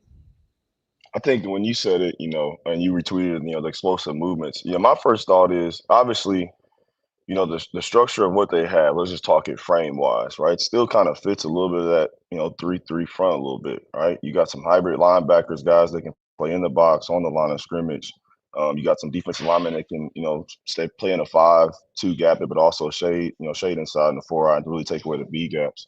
But just looking at just kind of going into Butler's, just history, where he's been in the NFL, a lot of places been 4-man fronts, 4 down base stuff. What I initially see is I could see them, starting in 3-man fronts, and like you talk about explosive fronts, being a 3-man front, starting head up, however you want to look at it. But then at the end of the day, the picture looks like an under front, right? It looks like the B gap bubble is now to the What field, we do. right? It's Right. what Yeah. we do. Right. Just like front. and I guess the technical football term be reduction fronts. That's kind of what it is, right? You're going to start in a 3-man. You're going to work to over. You're going to work to under, and I can really see this defensive line really, flourishing in that type of system. But also the linebackers. I think these are fast downhill linebackers. I think these are guys that are going to play tough in the A gaps, play tough in the B gaps, and also be able to force that ball back inside and not letting it get outside the C gap. So. When you talk about fronts and movements, I think they're going to be moving a lot. I think they're going to use several bodies. I think you can see some unique stuff. I definitely do see though some implementation of 4-man, and if it gets comfortable, they get comfortable with it, and it starts to be something they use. Because even last year, you really look at Nebraska, obviously the 3-3 stat kind of gets the initial talking points, but when you really break down and look at it, they were in 4-man quite a bit. They were in 4-man. I want to say 50-50. If I really went back and looked at it, it's close. So it's not too far from what they did. But now when you talk about the base part of it, okay, how are we fitting, quarters and cover one, sounds like that's kind of what they want to live in. You got to have some safeties. You got to have safeties that they would play in the box, but also be able to come from out of the roof and get in the box. Everyone wants to play quarters. Everyone loves quarters, right? DB, we're defense coordinator. We go to a clinic in the spring. Everyone, we just play palms. We just play quarters. Yep. And we got 9 people in the box because my safety's going to fit once the tight end block. That stuff sounds good. It sounds great. But when we're getting hit with, 6-7 yard runs and we got need guys to come up and play fast. Now, okay, how are we going to cover that deep crossing route that we're going to get on Thursday night? How are we going to handle the tight end, and isolation routes, or just going out on drags and boots and getting out on the flats and on the edges. So, cover one gets you in a better position. You know who your man is, but it's just a lot of variance, a lot of different situations. I can see them in a little bit of both, but I firmly believe, I think on the back end, they got some skilled guys to be able to really say, hey, that's my man. You got him, I got him. Let's lock it up and play like dogs, and I think Butler's going to get creative. He's going to bring that NFL style 3rd down. If we give him the 3rd and 8, you're going to see a lot of people moving off the field, I think. There's going to be some big guys coming off. You're going to see some skilled guys coming on. And he's going to get those guys. He understands, rush plans. You know what I mean? He understands how to get guys at isolation. We're going to stunt one side, but we're going to let our guy on the right side, let him eat on a one-on-one. Let's clog up the blocking concepts and things like that. So I'm interested to see it. I'm excited to see it, man. I'm really excited to see a kind of new evolution of this defense and where it goes, but especially with the personnel they got. I tweeted that out kind of at the end of my summary that this is definitely one of the, looking on paper, looking at them, throughout the videos, this is one of the better looking front 7 groups we have had in a while. That they look the part. They look like they can handle not only Big Ten football, but at the end of the day, if we want to get to where we go to, we got to handle the SEC. I think we got some guys that can, they can play. They got some skills here. Obviously, got to get some development, some experience. But I'm excited to see that front 7 group. I'm gonna let Ravi get into the particulars about body types and scheme, because I know he's in, from a Judy to a Van Poppel to a Cam Lenhart to Wanari, Jalen George. You got a lot of different body types. I'll let him get to that. I want to, before we get off of the quarters and the run fits, it's really important, I think, if we want to understand how Nebraska wants to stop the run. Coach Rhule said something that was interesting. Philosophically, he doesn't love quarters, right? You heard him kind of say that. But you can't dabble in quarters coverage and still fit in the run game. Like, you have to practice if you're going to try to fit in the run game out of quarters. Ideally, what did you hear on how you think they want to play stylistically to stop the run and get into some one high versus what they may have to play? Like, what are the keys? How do you go from this is what we want to do versus, man, this may be what we have to do? Because that's kind of what I heard when he said, I don't always let, I don't know about the quarters and philosophical. Like, it's not his druthers. He prefers to lock up and run and play. What are those differences for you look like if Nebraska's being successful? Zone man, simple, basic, day one, right? Risk reward, right? We got 7 guys looking at the quarterback, in comparison to, one guy maybe on the spy or just the 4 rushers, right? Especially when you got the mobile quarterback we're going to face in Swarsby. I think you got to, you want to play cover one a lot, but again, we need to have eyes on them, right? We need to have quarterback vision in our drops. A lot of things they do passing game wise, as far as outside of the play action stuff, is a lot of quick stuff. Get the ball out their hands quick. So we want vision, right? Playing one-on-one, I think he throws the ball well enough, and they have, 2 really good receivers on the outside that, if we're caught in one-on-one situations and that ball's still in the right spot, these guys will take it to the house. They got some dynamic guys, Caldwell kid from Lindenwood, and I think the Cyrus Allen, came from Texas A&M. 2 guys that regularly go. He's pretty fleet of foot. So my guy from Lindenwood, some of these guys I get to know down there. I broke him down a chart about the production of his work. They're calling me a football nerd and all this other stuff. I'm like, look, man, he made a lot of his hay against Not as good a competition, but he is a productive player. When you look at how you think they got faster, right, in the offseason since I think that was intentional from Coach Satterfield. Oh, for sure. How do you think winning the one-on-ones with QB run game, because that's ultimately what it's going to be. I don't know if it's going to be some concepts when you want to put your quarterback in the run game. How do you think Nebraska plays that when you think Cincinnati wants to get on them vertically? If Cincinnati is getting on them vertically, then it's got to be with them establishing the run game. I don't see them just saying, "Hey, we're going to air this thing out." Because I think when they look at film, they do scouting with themselves. They're going to see. I mean, and Coach Butler talked about, we got 3 corners that we feel like are ones. You know what I mean? They're guys that can really run and play bump and run and get in your face and do what Coach Rhule really wants to do, right? Which is be in that cover one shell a little bit more, right? Be up in your face. So, I think the biggest thing is going to be interior pressure. You got to find a way not only to contain them. That's a big thing we're talking about. Keep the quarterback in the pocket, right? But the escape routes through the A and B gap is really where you get killed most. And now, again, going back to being in quarters and being in cover one, right? If we're in cover one, he escapes up inside the pocket, right? Who's accounted for him, right? We may have the linebacker on the back. We may be playing a robber with the safety, so he's looking for more deeper crossing routes, right? Obviously, got the deep safety who's up top, right? He's not going to get out the roof in time. So philosophically, again, that's where maybe we may have to be a little more zone, right? A little bit more eyes, patterns, type things like that. But again, if they're going to attack vertically, it's got to be off. It's going to be off play action. I don't see them dropping him back into drop back, 20, 25 times. It's got to be with him setting it up and again, accounting for his legs outside of the design stuff like you spoke about. Can you see them getting busy without some sort of success with inside zone? You're speaking on Cincinnati? Yeah. I think for them it's gotta be the triple. I think the triple is gonna be their biggest thing is running that option. I think using using their receivers in the run game, off of those orbit motions and things like that. I think that's how you get to set up, getting those safeties pulled up. Now if you talk about playing a quarter again, from at least what I saw in the 2 games, it looked to be more of a 12, 11 personnel type of team. So I don't see them getting in. So you don't really see them with a tackle to tackle run game.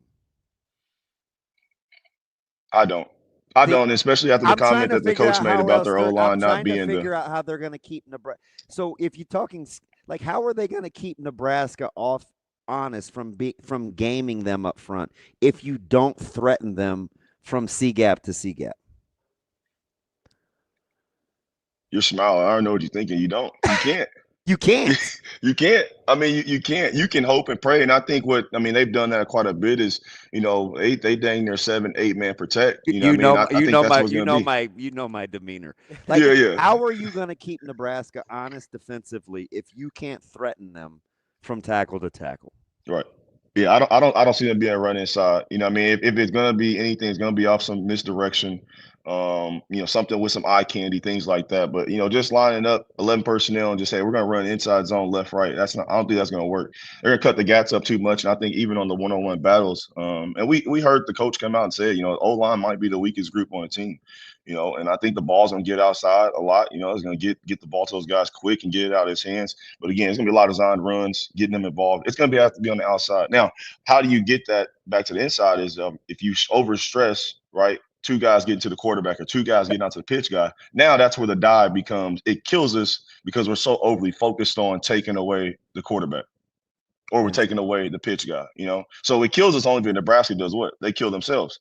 Right, they play undisciplined. They don't, whatever technique. Hey, we're gonna take away a dive at the end. Hey, we're gonna sit on the quarterback and force the dive.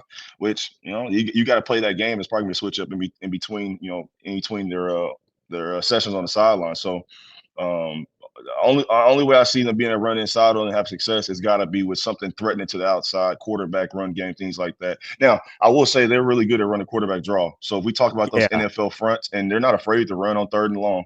If we talk about those NFL fronts on 3rd down, we got 3 defensive linemen, and you're shifted to one side. The sim pressures, all that stuff. You're very susceptible. With a running quarterback, they come out and spread the formation out for those draws. So you got to be mindful of that. But I'm sure, brother, we're gonna have a plan for a spy. You got enough backers. I'd love to see the sign, hawk him down, run him down one time on 3rd down, throw the bones and get him off the field. Because I know he's got to be a big part of making sure he's spotted and stayed in the pocket and use that length and his aggressiveness to go get him. Michael, you brought up a couple things there that I wanted to get to. So you brought up the offensive line for Cincinnati, which I think is a huge question mark here. You got 4 new starters, and I think that's a place that's going to be really interesting to watch. And then you brought up the quarterback draw. Do you think that if they're not confident in their offensive line, which it doesn't seem like they are, at least on here, do you think that quarterback draw can offset a little bit of Nebraska's, what I anticipate Nebraska being able to reset that line of scrimmage? Yeah, for sure. I think if you're not comfortable with your offensive line, if they're not showing it early. And let's face it, it's going to be a home game for Nebraska. I mean, it's going to be rocking there Thursday. So a lot of communication is going to be needed on that group. But I think early on, if they're showing that they can't handle that pressure, a lot of screens, a lot of draws, they're going to get the ball out quick. And they have guys, again, they can do something with the ball yards after catch. But I think that has to be Nebraska plan. I think they have to feel confident enough that they're going to stop the run on the inside. We're going to play discipline on our assignments on the option football. And when we get those screen draw situations, we be prepared for it, how we cut up the gaps on the inside. Again, I think closing those B and A gaps is fine. We have the athletes, I think, that you can run with, Sworsley to the sideline if we flush them. There's some scheme stuff you can do, certain package you can do, blitz at one side, and we know, hey, we're forcing you to the boundary to the left. We're going to send 3 guys to the field side and flush you to the right, knowing we have a spy there. Those type of things are kind of the game within the game, to where you spend a lot of time, what's our base package, but we really, as defensive guys, want to get to that third down menu, and now we really can dictate who's the aggressor. That's especially with especially how they can personnel it, right? They have so many options in terms of combinations they can put on the field. Yeah, for sure. One thing I do worry with them, I think they brought in 5 transfer receivers. I want to say 4 or 5 transfer receivers. So I wonder too, with it being the first game, crazy environment, is the chemistry fully there for them to be able to really, be on the same page? They would need to be, I think, in this first game. So that's one thing. I definitely want to see how they come together, as far as Cincinnati and their offense and how it works together. But definitely a lot of screens, draws. I think QB designs runs early on third down situations to just get them going, get them confident. Nebraska's got to be able to win on the perimeter too, defensively. Because the screen and bubbles are going out there too. If you can't win on the perimeter defensively, you could be in trouble. Yeah, for sure. But I think there's a physicality about this team. Again, I don't think we've at least, I haven't seen it on film and seen it live in game action. But the physicality that's kind of buzzing, the aura that's coming from this team, that I'm really excited to see them on all 3 levels. Play physical and play fast and just play tough. Just play tough. I think this is going to have some adversity. This game is going to have some up and down, especially for the defense. Just like you said, how they can personnel stuff. The personnel they do have, and I honestly, I look back into their OC, Brad Glenn. Has been successful at every turn he's been. He came in Cincinnati about 3 years ago. I think they were ranked 35th after being. I think they made continued progress in the offense, and everywhere he's been, he's produced some high-level offenses. So that's the other part, is not only getting the quarterback out of rhythm, but can they get Brad Glenn off his script? Because he's a guy that'll stick to it. I mean, he'll stick to it. He'll run his stuff, and he'll until they can hit that big play and get those big shots. So that's a great. Definitely want to see kind of his, how he gets in rhythm and how he, keeps Sworsley composed. And I think, again, going to be a ruckus environment. It's going to be nice. Michael, so you brought up something there, going back to the QB run and how Nebraska can defend. Brought up something there about how you thought maybe they can send some guys to the boundary to try and contain Sworsley. We were watching a little bit of Pitt film earlier when they were playing North Carolina, mobile quarterback. Successful run team from last year. Little undersized front. And Pitt has undersized front, same way, kind of the way we think Nebraska's going to have this year. And so I'm curious with Nebraska's personnel. We saw Pitt try and box the QB run game and get him to force back inside towards that middle. Do you think Nebraska, with their personnel, will try and box back towards the middle where you've got like a Shavers and a Javen Wright or a Marquise Watson-Trent? Or do you think they're going to try and spill the outside and try and let their defensive backs make those tackles? Does that depend on if they can actually play man on the outside? Well, if you're playing man, you're probably not spilling to anyone. Yeah, you ain't spilling. Yeah, you can't spill anybody. Box it, yeah. I mean, it's going to be situational. I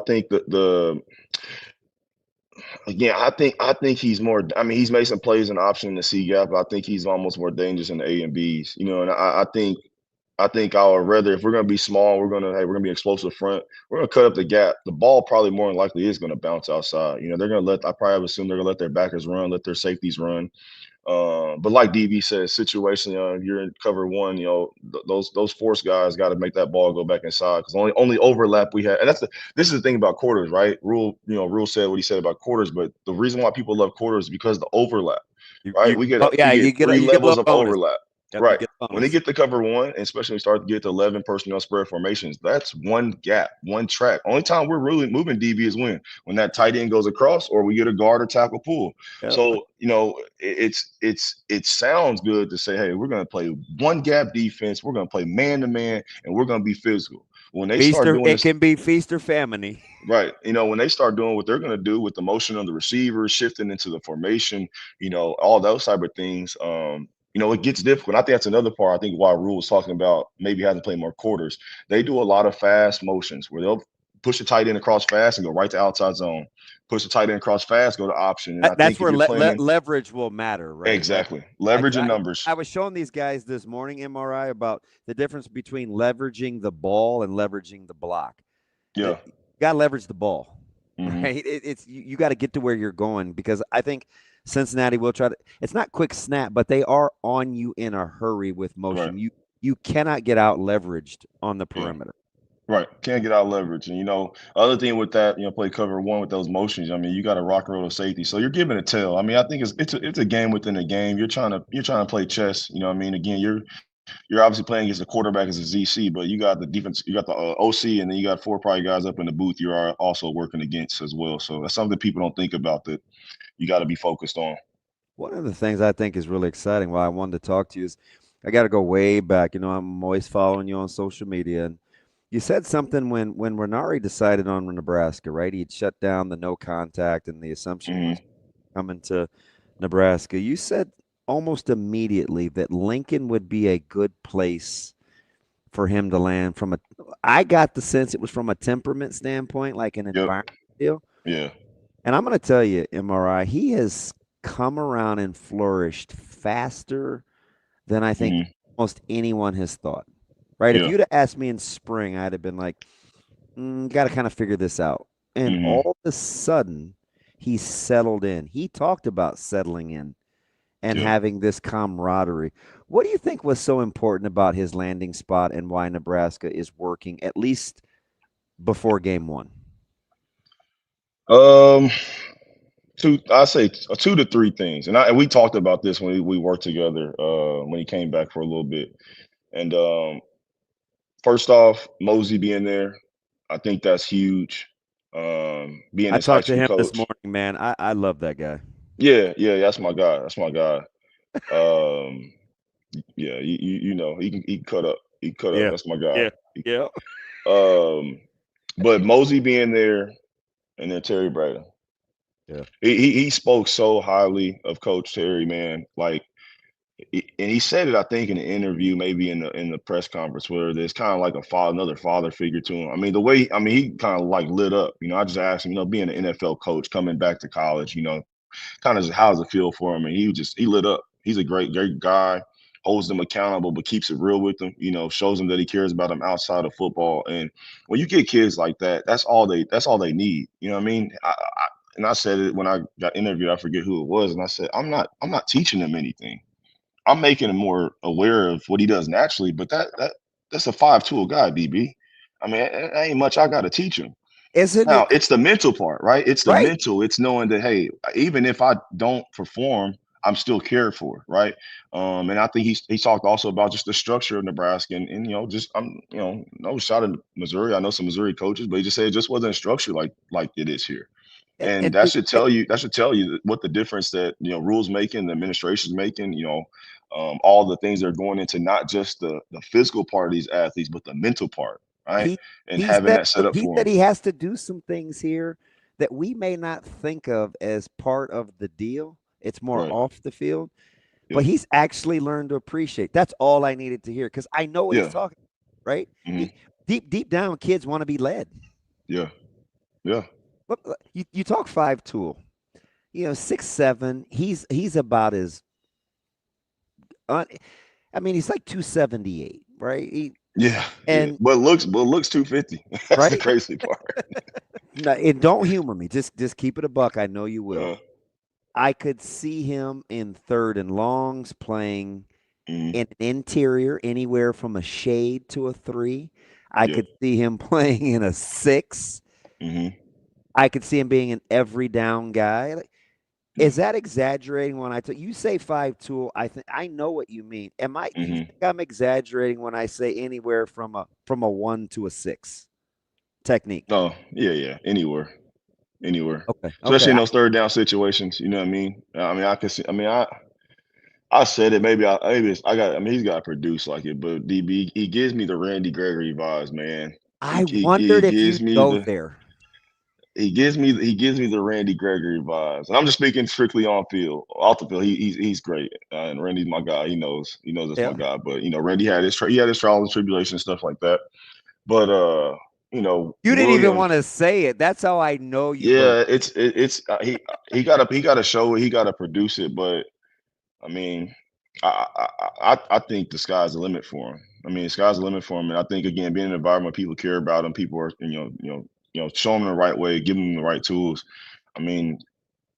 What we're talking about being explosive and movement. That's all he did in high school. That's what got him to where he was. As far as recognition, he was moving. He was slaying across guys' face, and they weren't athletic to get with him. DB, right? Yeah. Keep it simple, right? Keep it simple. Slam him across the face or rush him up the field. But yeah, I think he adds some great tools. I think he can be a 3-down guy. He can play all those downs and play all those spots. I'm interested to see. Will Butler, use him as a chess piece, or will he say, "Hey, we're gonna base you here, right?" And maybe it's early on with stuff. Maybe it continues throughout the year. But I wonder how much they're gonna use him, how much they're gonna expand his role, because I think he can do it. Now he's got to be able to handle knowing the assignments, doing all the stuff right to be able to earn those opportunities. But I think, yeah, man, he gives me the Randy Gregory vibes, man. He looks like, walks like first round money. That's a guy, right? He can be a guy. I'll get you out of this because I know you could appreciate it. I told our listening audience I was pleased.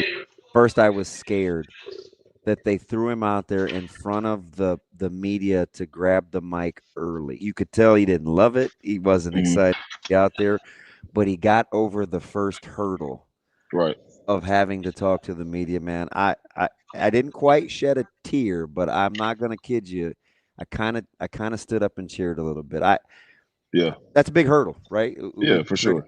That's a big hurdle, and for Nebraska to roll him out there, man, I thought it was fantastic. Yeah, no, he's growing. I think the whole just being in Lincoln and just a little bit more settled down. I think Columbia is, and find the right people, right coaching staff. Rhule's doing such a great job, man. And even obviously people know played in Nebraska, so he always asks me about Rhule and stuff like that. And he's done so much for even the Elijah Judy thing, man, with the graduation stuff like that. Like he's